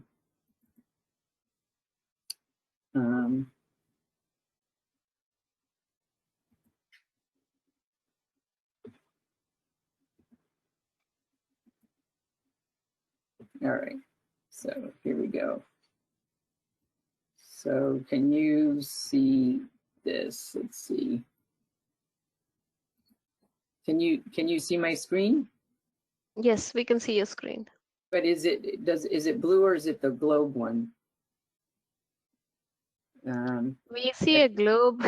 It's Sorry, blue. that's the problem. I keep moving it around. Sorry. That's the problem. Sorry, I have to screen share the right one. Okay, now we have it.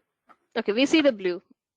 All right, so this is the version which obviously is not the right one because it's all broken paths. So Let's get the one that was in Lata's folder and you'll be right, okay, almost set to go.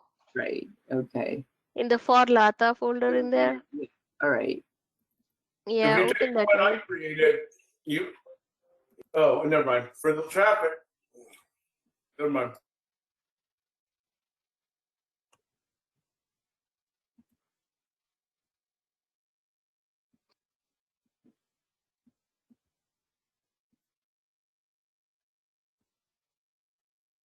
Okay, so that looks promising. Yay.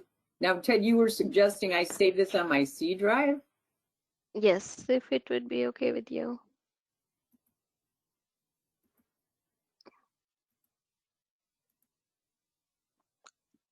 And just do Create I a put new it folder. A new folder called GIS. You can create a new folder. okay. Mm. And I'm going to call it 7. Mhm. Okay, save it. Yeah, well, yeah.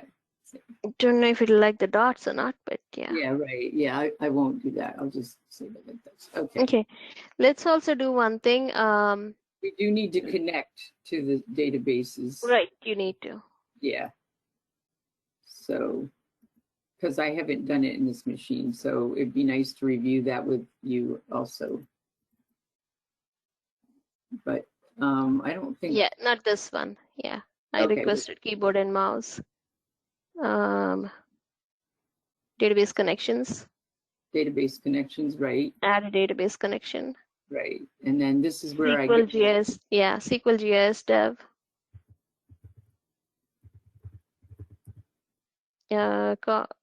Comma. Is it comma? That's 50970.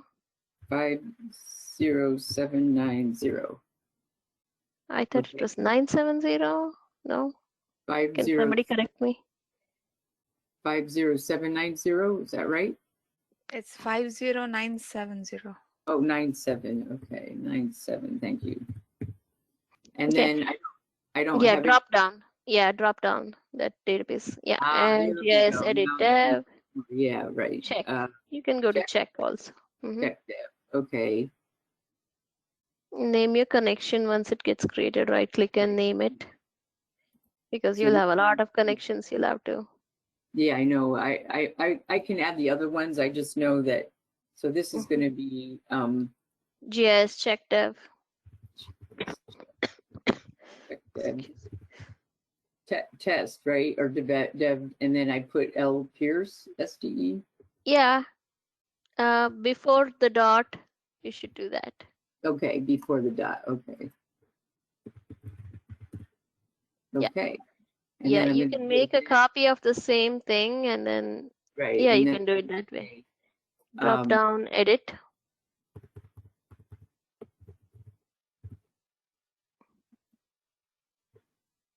Okay. Oop, I don't want to pick it. I just want to.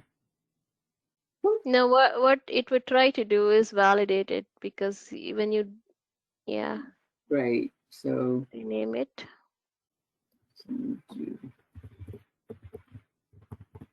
GS edit dev, right? Mm-hmm. Then L Pierce. Mm-hmm. Okay. Now that one. Okay. So now what would you like me to do to verify it? You are okay with all of these. We should close this, go and Mhm. get those attribute assistant files. Okay, perfect. Do you want me to add it as an extension here? Yeah, but let's do one thing. Let's see if you can create versions and all. So let's go. Oh yeah, right. Okay, perfect. Okay, get your versioning toolbar on there, Okay, let's see. all the way at the bottom. There, versioning. Mm-hmm.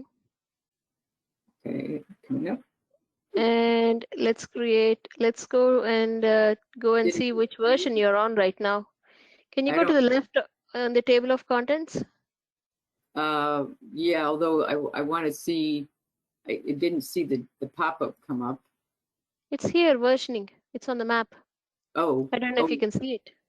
I can't. Let's see. I don't see it on my bar. Oh, Go to it's not on the bar. It's on the map. far left corner. Oh, there it is. It's Okay. floating around. I'm used to having them on my bar. Sorry. There we go. Thanks. Can you look at, yeah, can you look at the data in the table of contents, like in the data view, like the second button? Yeah. Right click, change your version to STE training default up there. Okay. Change version Mm-hmm. and go Now, and find mine. training default. It's called training. Training. Click on the tree view. The The oh preview yes, there we go. Yeah, And just that go up to the training default Ah, okay. and say OK. And then I'm going to say okay. Oh, she hasn't created a version yet. Yeah. Yeah. Okay. Okay, so save your MXT in any case, and Now, then let's create a new version.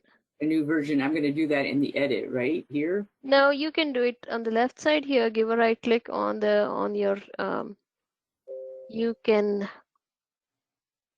create it from the toolbar, or you can create it from Oh, the here, right, version right here. yeah, I hope it'll allow here, but I'm not 100% sure. If you go to the tree view again, Okay, this one.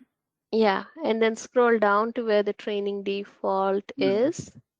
Yeah, on that, give a right click. Say new version. Okay. And Okay, then I'll give a name. test planning plan. Here's, or I'm going to just say LAP for my initials, and then Right. 10 or 2020. 10. Say public or no, private. Protected. Protected, right? Okay. You And usually create as protected. learning to edit SDE. Woohoo! Okay, This is my first time doing this, really. So I'm very pretty excited. good. Yeah. Yeah, pretty good. Now you have created that, and now you can close that box up there. On the left side, come and switch to that version on your table of contents in ArcMap. Oh, where'd my ArcMap go? Come on, ArcMap. There we go. Okay. Mhm. And then I go to refresh here. No, in the table of contents on the left side. Oh, right. Yeah. Here we Yeah, go. give a right click on that and then say change version. Right. I see. And then I go find it Mhm. down to You tree. might be easier to go in the tree view and do it, or sort by owner. That'll give you a name. Yeah. See, expand the training default and keep scrolling down. Go down. Right. There we go. And you should look for your initials, Riverside / Elpiers, There it that is. one. And you can say, Okay. Very cool. All right. okay, now you can save. Okay. Yeah. And so this MXT is pointed to your data. Now let's see if you can edit something. So editor start editing. So I know we only have a little bit more time. Ted, I was wondering if I could show them the example of the plan that Matt and I have to edit. And I was thinking of at least giving them an example of I don't know if you have a class training already created. We can wait until we get to editing. You can send them that plan. You can send me a plan and I'll send it to them, but we're not going to go over that now. We need to go over start looking at the traffic MXD as well. Oh, okay. All right. Okay, so yeah, I can just go in here. Let's say I want to go in here and start editing this. So I'm going to go here, and I'm planning layers. Right. I'm going to go to planning. Right click on one of those layers and say start editing. Yeah, so I'm going to just do the zoning. Mhm. Oh, here we have a few missing spots here. Let me check something. Okay. It could be the symbol there on that one. I think I did see that warning on there. There was some, oh yeah, I bet you're right, yeah. Let's see, oop, go to groups, planning. Huh, oh, that's reference, okay.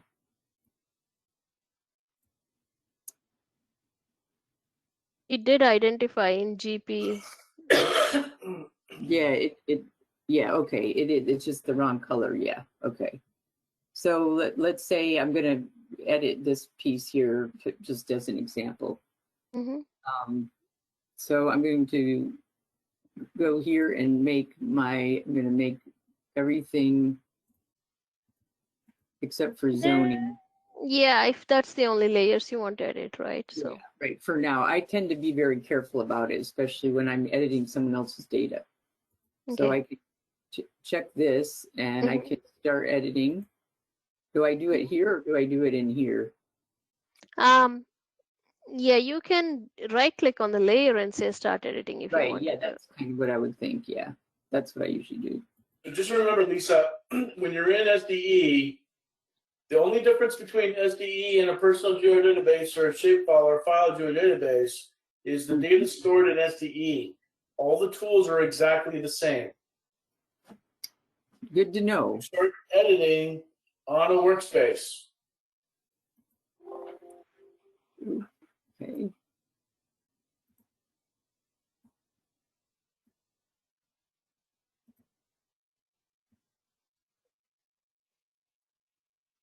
Okay, so if I want to go here Mm-hmm. and delete the vertice, just as an example, right? Mm-hmm. And so let's say I do that, and then I go Mhm. over to this guy here and delete vertice.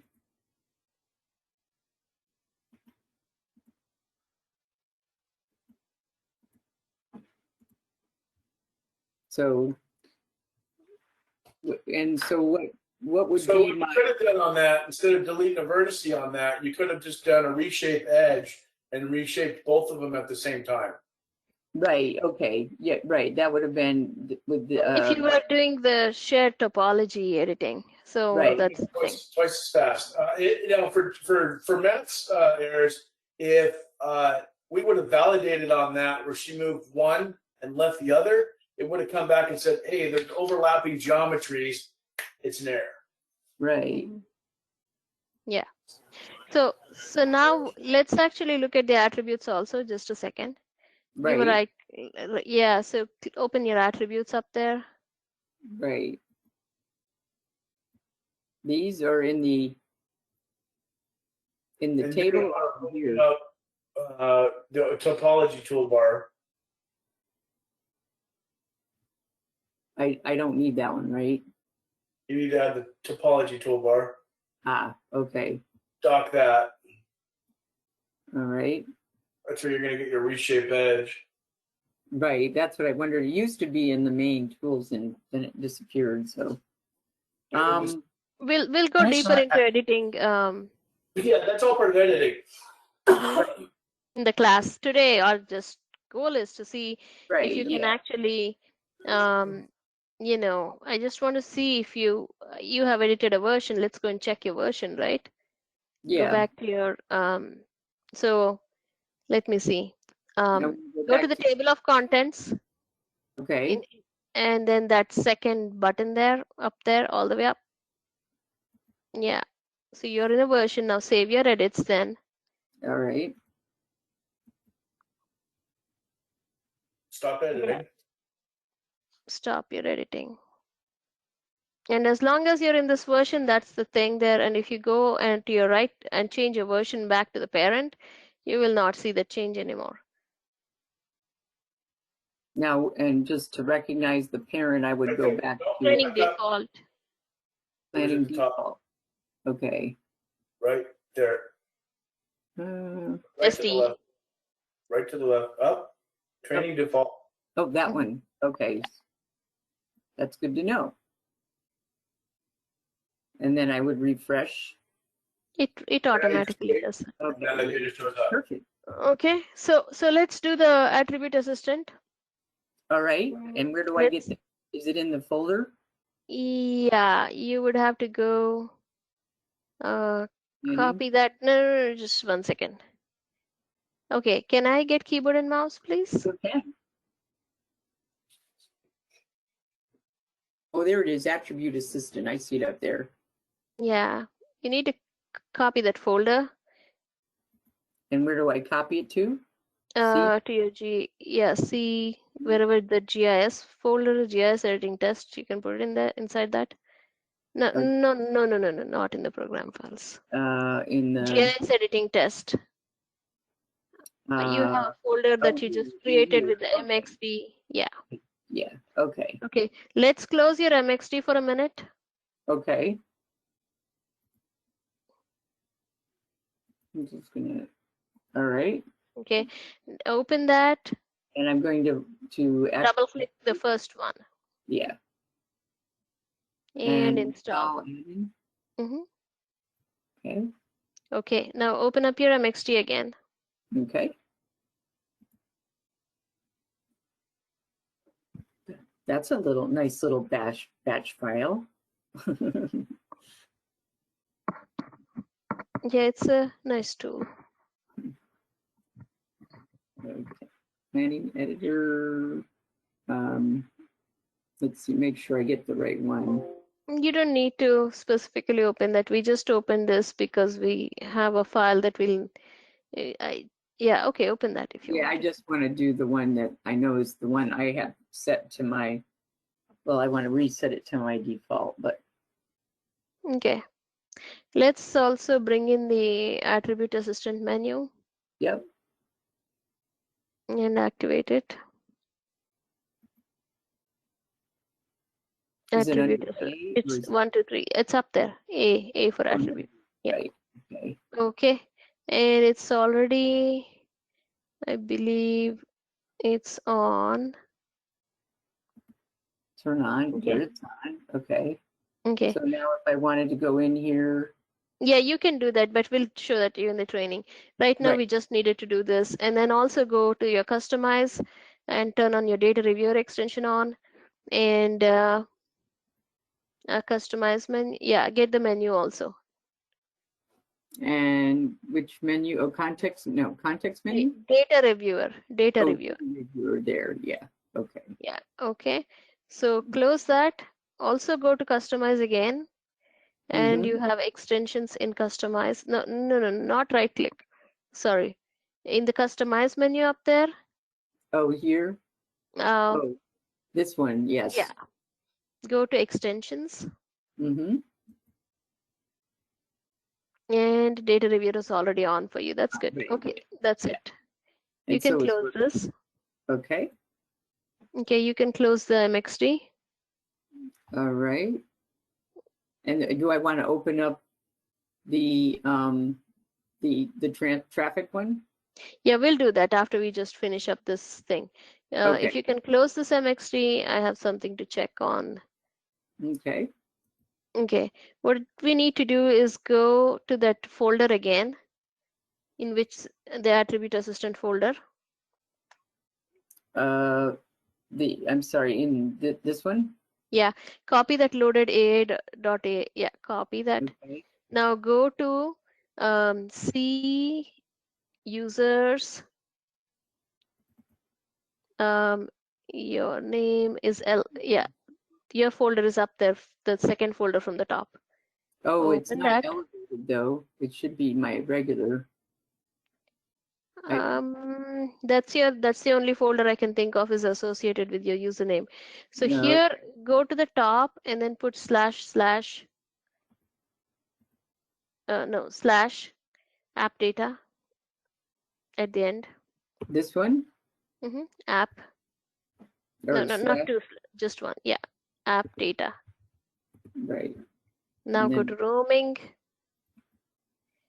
Yeah, you don't have it, huh? Can you Yeah. try local?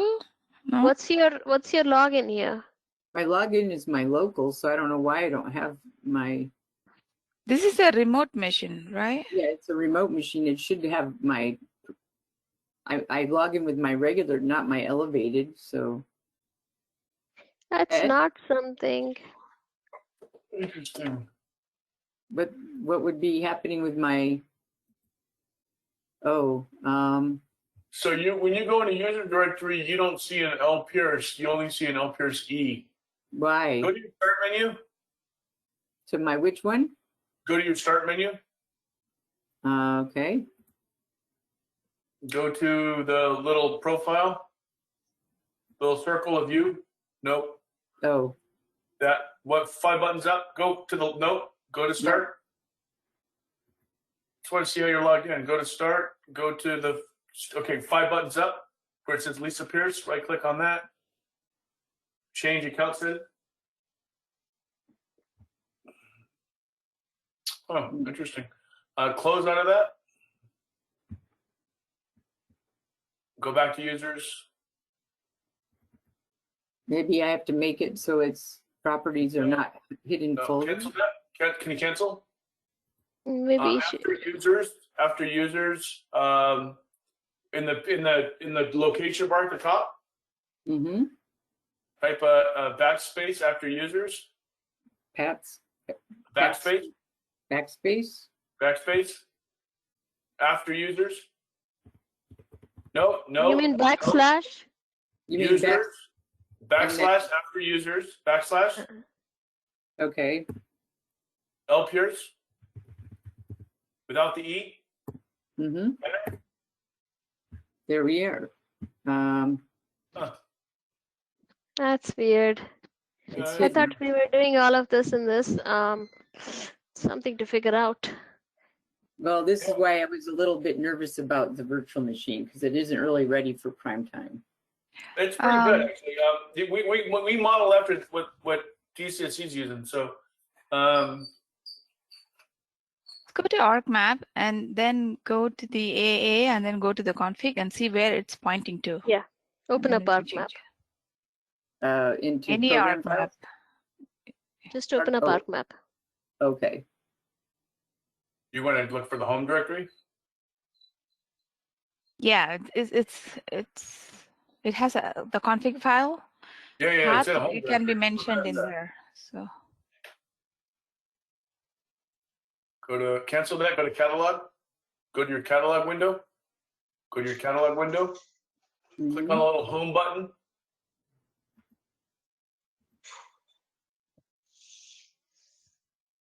L Pierce documents. documents. So copy that, select that. Copy. Basically what it looks like is happening is all her hidden files are hidden. Yeah, they all are, yeah. And Which, so, Can you unhide them? Yeah, I go to the should- start menu. Go to the start menu. oh, I can't do it here? And do, I can usually do sharing, Okay, we're not sharing. or I can usually change it Cancel there. that. On the start menu, type in show hidden. Click on that button at the top. Yep. And then show file extensions. And then it says show hidden files. Okay, apply. And I also want to show, Just click apply. I want that one to show as well. Okay, go back to documents. Okay, users. Open up. Now we're there. Yeah, There we and then are. go to App data. Okay. App data. Now I want to go here and paste it into roaming Roaming. Yeah. and ESRI. Nope. Okay. No ArcGIS solutions. But can you make sure you close ArcMap in the back for Oh, a right. second? Okay, Kind of interferes with that. yeah, so- right, okay. Inside here, config file? Yeah. Paste. Oh, Oh, I think okay. again. Keep this window. Open up Yeah, another no, window. I will Yeah. I'll go back here too.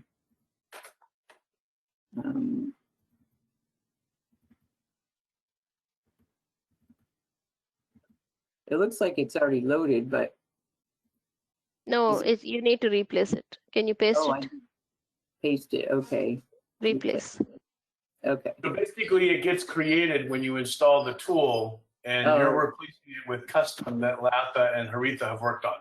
I see. Okay, cool. Okay, now let's go get the planning MXD also. So let's go back to the same location on the DCSE from DCSE folder. Right here. Yeah, go up one level. And then get the map from, The planning and traffic. Go to the traffic. No, we already just got this, right? No. yeah. Oh, I wanted, oh, the traffic one, right. Yeah. Traffic. Open up So the last one so one you you have one for created. Lisa. Okay. Yeah, copy that. Yeah. Paste it in your local.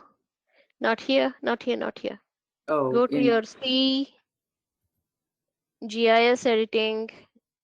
oh, right here, paste. Yeah. Yeah. All right, and then I Open can it. open this one? Mhm.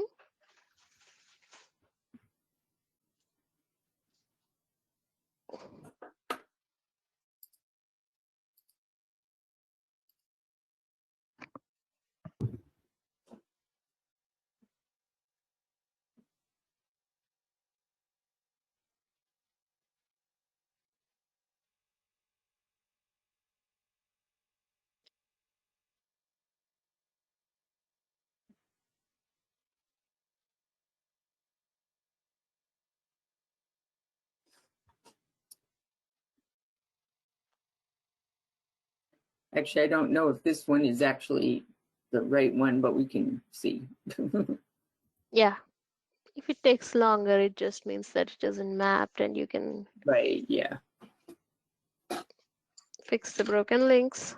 And the remaining stuff is all done, so it's just mapping this MXD at the moment.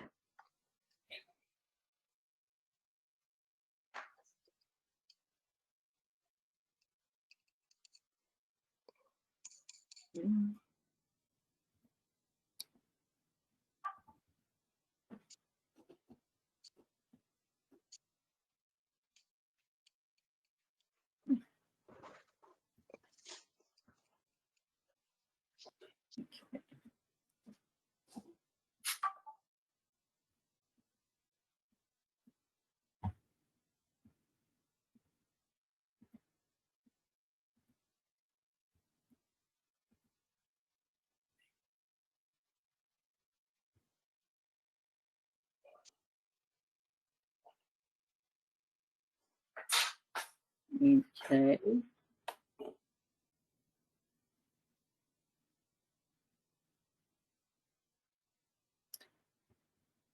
Hello.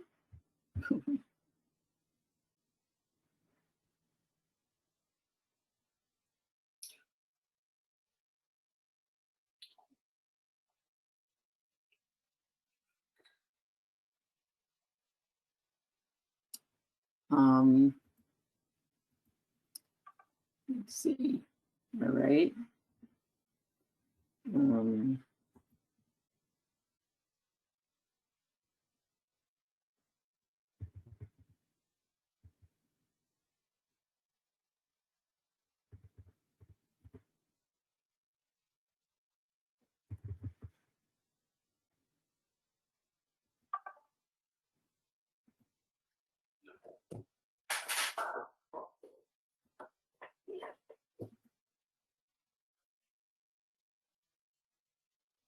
Okay, I guess it's still thinking. Okay, wait for it to.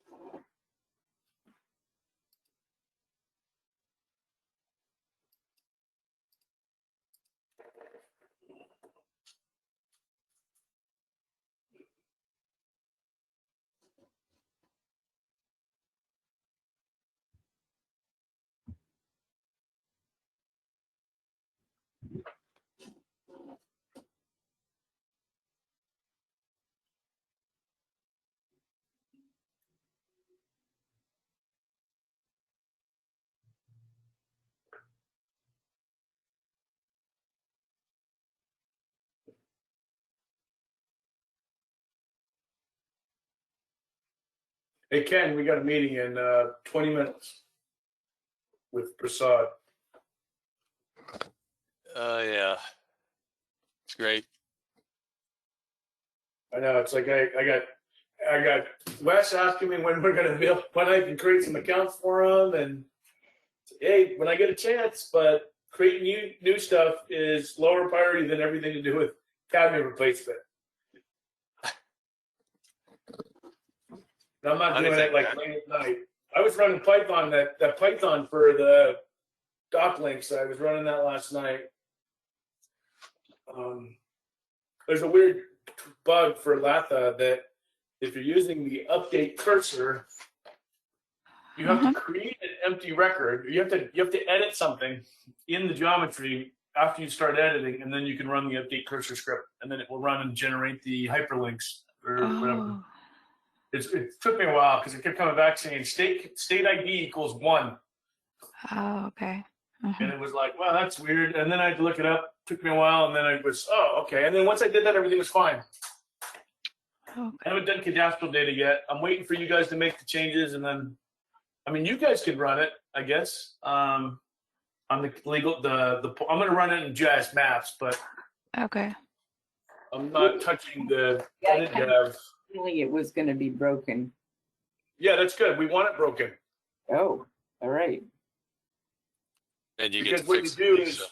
you repair data source to your version, to your username. Okay. So right Yeah, click on let's- buildings or right click on warrants or whatever, Yeah, I think folder connections, edit dev.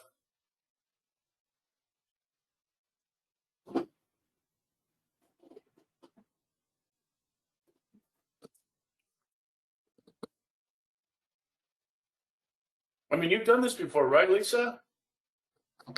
No, Ted, I've never done this before. I mean, it seems like that. It seems like some of these things. I'm like, wow, this is core ArcMap. Well, I don't Right. understand why we wouldn't just open the one that we already have paths, and then we just add the missing 2 layers that are. You got to learn how to do this. Ted, I've done this for more years than you have. Well, no, actually, you haven't. Correcting path names, yes, because in all the places I've worked, we always had to correct path names. Well, Where did it- technically, it would be impossible because did you start doing ArcMap at 8:01? Yes. So did I. I was in the 8:01 beta. So and then I went to, I was at DCSE at 8:01. So, so there would be no way you would have more than me. You'd have as much as me.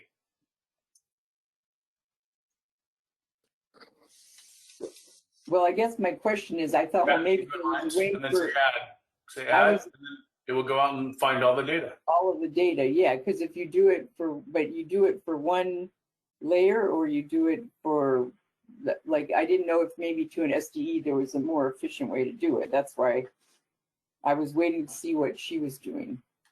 You just think of ArcMap with SDE as the same as ArcMap with the file geodatabase. Okay, For some additional database capabilities of supporting multi-version editing.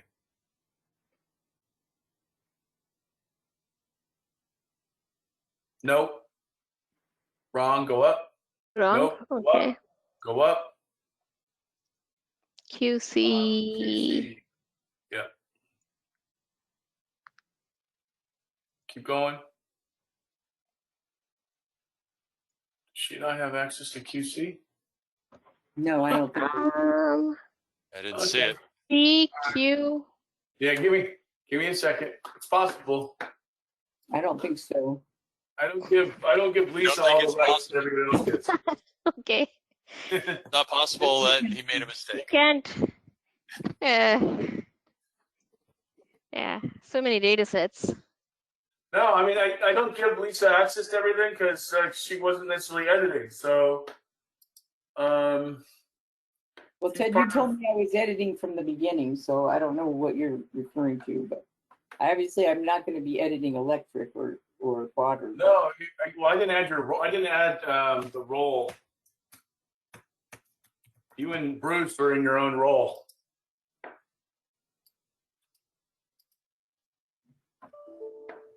Huh, that's interesting.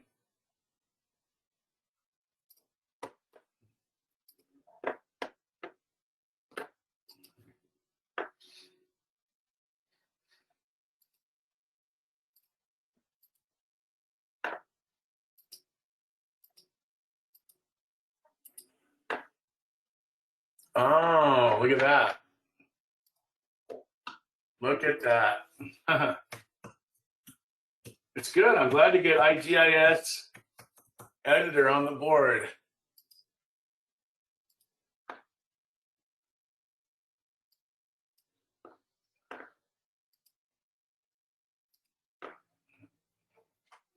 Okay, she has access to QC.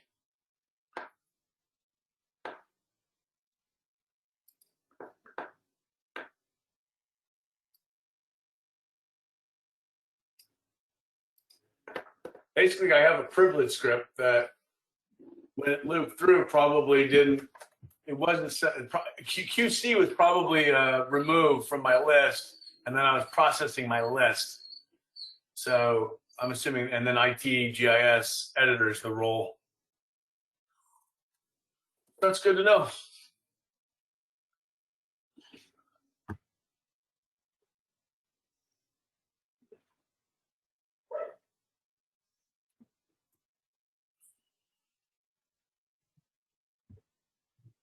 Okay, so, and then do we see the QC grid, or is that just something that's in the background? I'm sorry. So- Can you change the version, please? Right click, change version to the training default so that.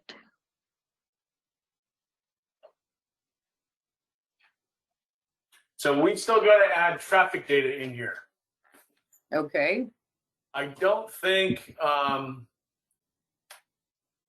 planning is important. I mean, we have to ask Donna, but I think certainly you're going to need to add transportation and traffic. And so what I would do, instead of doing it the way you're doing it, I would have done that through catalog, where I drag and drop the whole traffic feature data set in. But Can do that. yeah, that's fine, yeah. just easier. Edit dev. When I would drag, so I drag in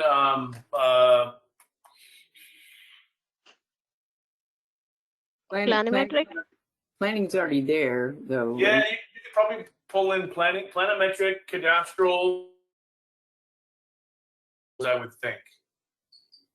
Because I think Donna cadastral- uses the street photos too.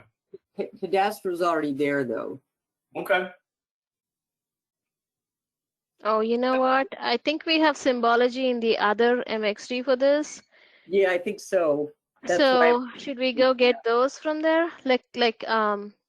It's easier to do it that way. I would rather. Harita, we can send the MXD with Yeah, the. yeah. What I would propose you guys do is we just get off the call now.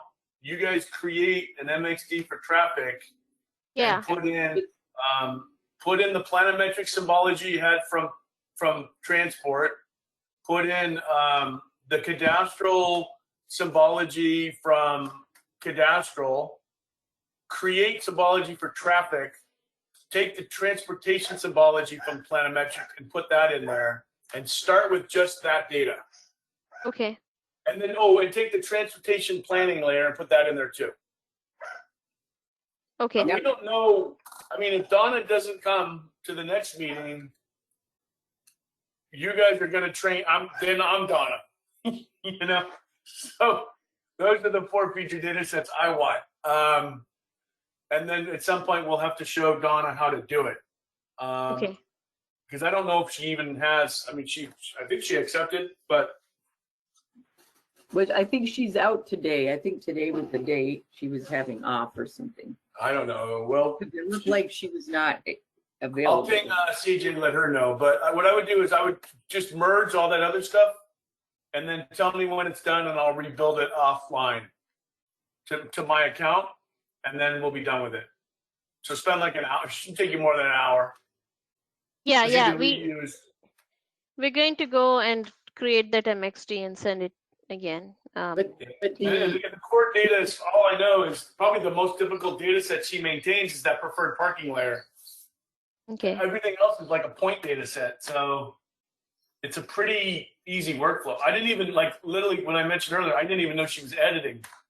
until I was talking to her about something else, and she says, "Oh, something about Academy," and then it was like, "Wait a minute, we got to put you in that class because not everybody tells us who edits what in Academy, and I don't know why we don't know that, but I'm sure that happens. So much. And So I some would say, people are doing it so rarely. They weren't Yeah. doing it very often.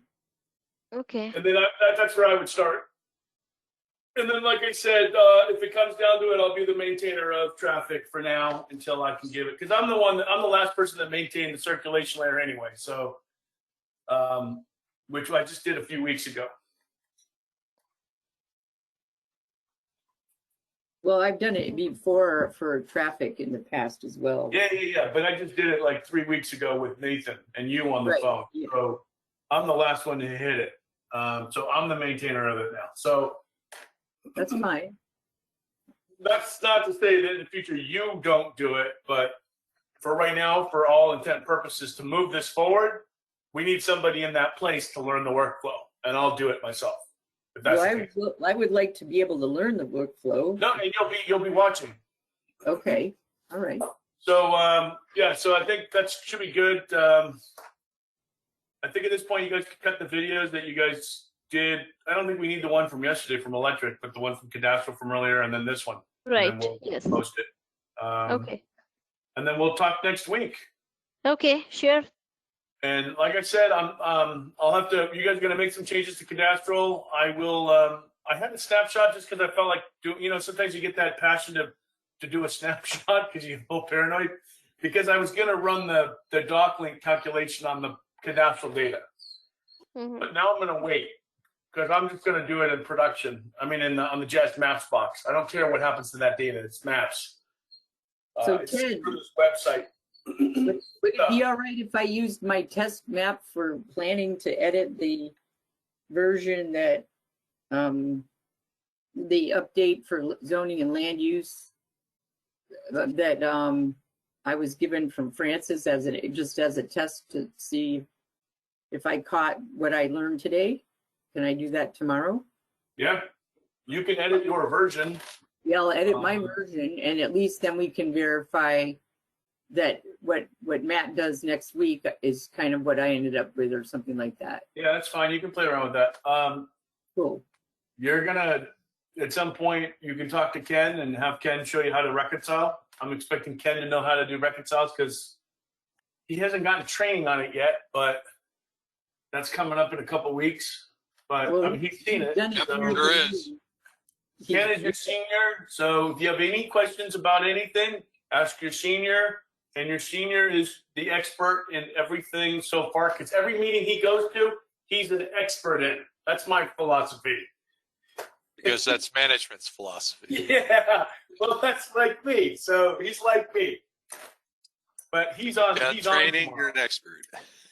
So yeah, well, you're going to get training on the reconcile process. I'm going to wait on doing the reconciles for storm and sewer till next week because that data's production. So actually, I might create a version and do it. I'm paranoid because it's almost like I think we need to run data reviewer checks on my version to see what happens. Because I'm trusting so much they're not screwing with the data. Other than that one, That seems like a big trust right now. but at least we got the production box finalized with Mike. He deleted 4 versions, so we really want to get to the point where if you want to play with versions, you do it in the test environment, not the production. Okay, so I think we're good, right, Haritha? Yes. Yeah. We're good. Thank you. And so we'll talk next week on Tuesday. Sure. Well, I think our meetings were canceled. Let me see. But we do What have we an have. electric meeting next week, and then we have transport and traffic. So we'll be talking via. We have cadastral, we have transport, traffic. We have planning. editor training on the afternoon for planning and traffic teams on Yeah. Tuesday. Tuesday, okay. coming Tuesday. Electric in the morning and planning and traffic in the afternoon. Yeah, that's Yeah. fantastic. That's good. All right, and then so I guess we'll talk on Tuesday then. Yeah. Right. Lisa is going to send the files, right? I'm going to because- send the sphere. I'm going to find the sphere and give that to Ted to send to you. And then Yeah. I'm also going to send What you you're a gonna copy. do, Lisa, is you're going to find the sphere, give it to me, and I will load it into the planning reference feature data set. Okay. And then I'm going to also get a copy of the general plan or zoning update example for editing that would be a good example for Matt and I to review. Because we Also have putting that on the rules for the dwelling unit and the floor area ratio, all those little ratios based on zone code. Yeah, actually, I can send that to you guys right now because it's on the webpage on our city website. Okay. So I can find that and send that to you guys here. So going forward, Lisa, to me, it will be Matt will be the primary for planning, editing, and you'll be his backup. Yeah. You'll be his backup. We'll try to get him to do it because if we do it, then they'll just never do it. So we want to make sure Right. we No, I agree. I want to agree. encourage him as much as possible. And then we'll try to do the same thing with traffic. Once we talk to Donna. So far I have seen the workflows in planning is that they're going to be doing those zoning, changing from one to the other, or taking one existing parcel, cutting it out, moving it to another zone, things like that. And then on the traffic, you said the preferred parking, that's the one, right? Everything in the Transport. traffic, there's 5 or 6 layers in the traffic feature data set. Right. She will Yeah. maintain all of them. Okay. But preferred parking, I think, is it's the highest geometry. So I think it's the one line data set and the rest are points. Mm-hmm. Like one Yeah. speed bumps. So she just has to have an image and she's putting in speed bumps. Are they using Kogo anywhere? Any of the teams? Transport, traffic, and planning? Planning, no. Transport, I don't know. Ken's gonna look for sidewalks. We talked about this earlier. Take a look at subtypes for street improvements because it shows curb. I don't know. What do you think, Ken? Do you think they do Kogo for which? For street Uh, improvement? They originally said they would be using Kogo. So Okay, that's That good. is Good to know. cited possibility. Okay. I mean, we can add the fields, and then if they don't use it, we don't use it. If you need to add it and you want to show it in the training, please add it beforehand. Right. Yeah, let us You know. want me to add the fields? If they use it, you have to add it. If they don't, this is what happens. The lines become segmented, right, when you have the Kogo on there. So the way the lines behave is going to be different with Kogo and without Kogo. With Kogo, you cannot have that, when it comes to the next segment and so on. Well, They split yes up. and no. You don't really necessarily become segmented. Everything is just tracked when you're dealing with Kogo as a 2-point line feature. So it could be a straight line. It could be a curve. You know, Right. that curve is still. It could be a mile-long curve. Mhm. It's not segmented. Good. into It's little unlikely, but it could be. segments. It could be. I'm not saying it would be. but What I'm I saying mean is, when you start digitizing, you have this notion. I mean, not digitizing. It's okay. If you start at traverse, I will never use that term again. You will use a traverse. And so, okay, we'll talk more about it. If we're going to have a Kogo training also later, right? So for all the teams, whoever is interested, or they can watch a video. Yeah, Okay. okay. All right. Okay, Talk to then. you guys next week. Have a good weekend. Okay, thank you. You too. We're off on Monday because it's Columbus Day. Oh, it is. Okay. I didn't even When realize you go that. work for government, it's one of those holidays you never get to see because my wife is working. Esri's working, so You don't actually get to see it unless you actually work for government. I know. Yeah, okay. It's a leftover. It'll be Native American Day soon. Yeah, Right, it might that's be- what I think LA did, right? They call it the indigenous people's Yes, day. yes. Yeah. exactly. Yeah. I think so. Okay, so have a good weekend, and I'm gonna have a 4-day weekend. So we'll Okay, talk. have a nice long weekend. Okay, All right. bye. All right, thanks, Mike. Right. Bye. Thank you. Bye. Thank you. you. Bye.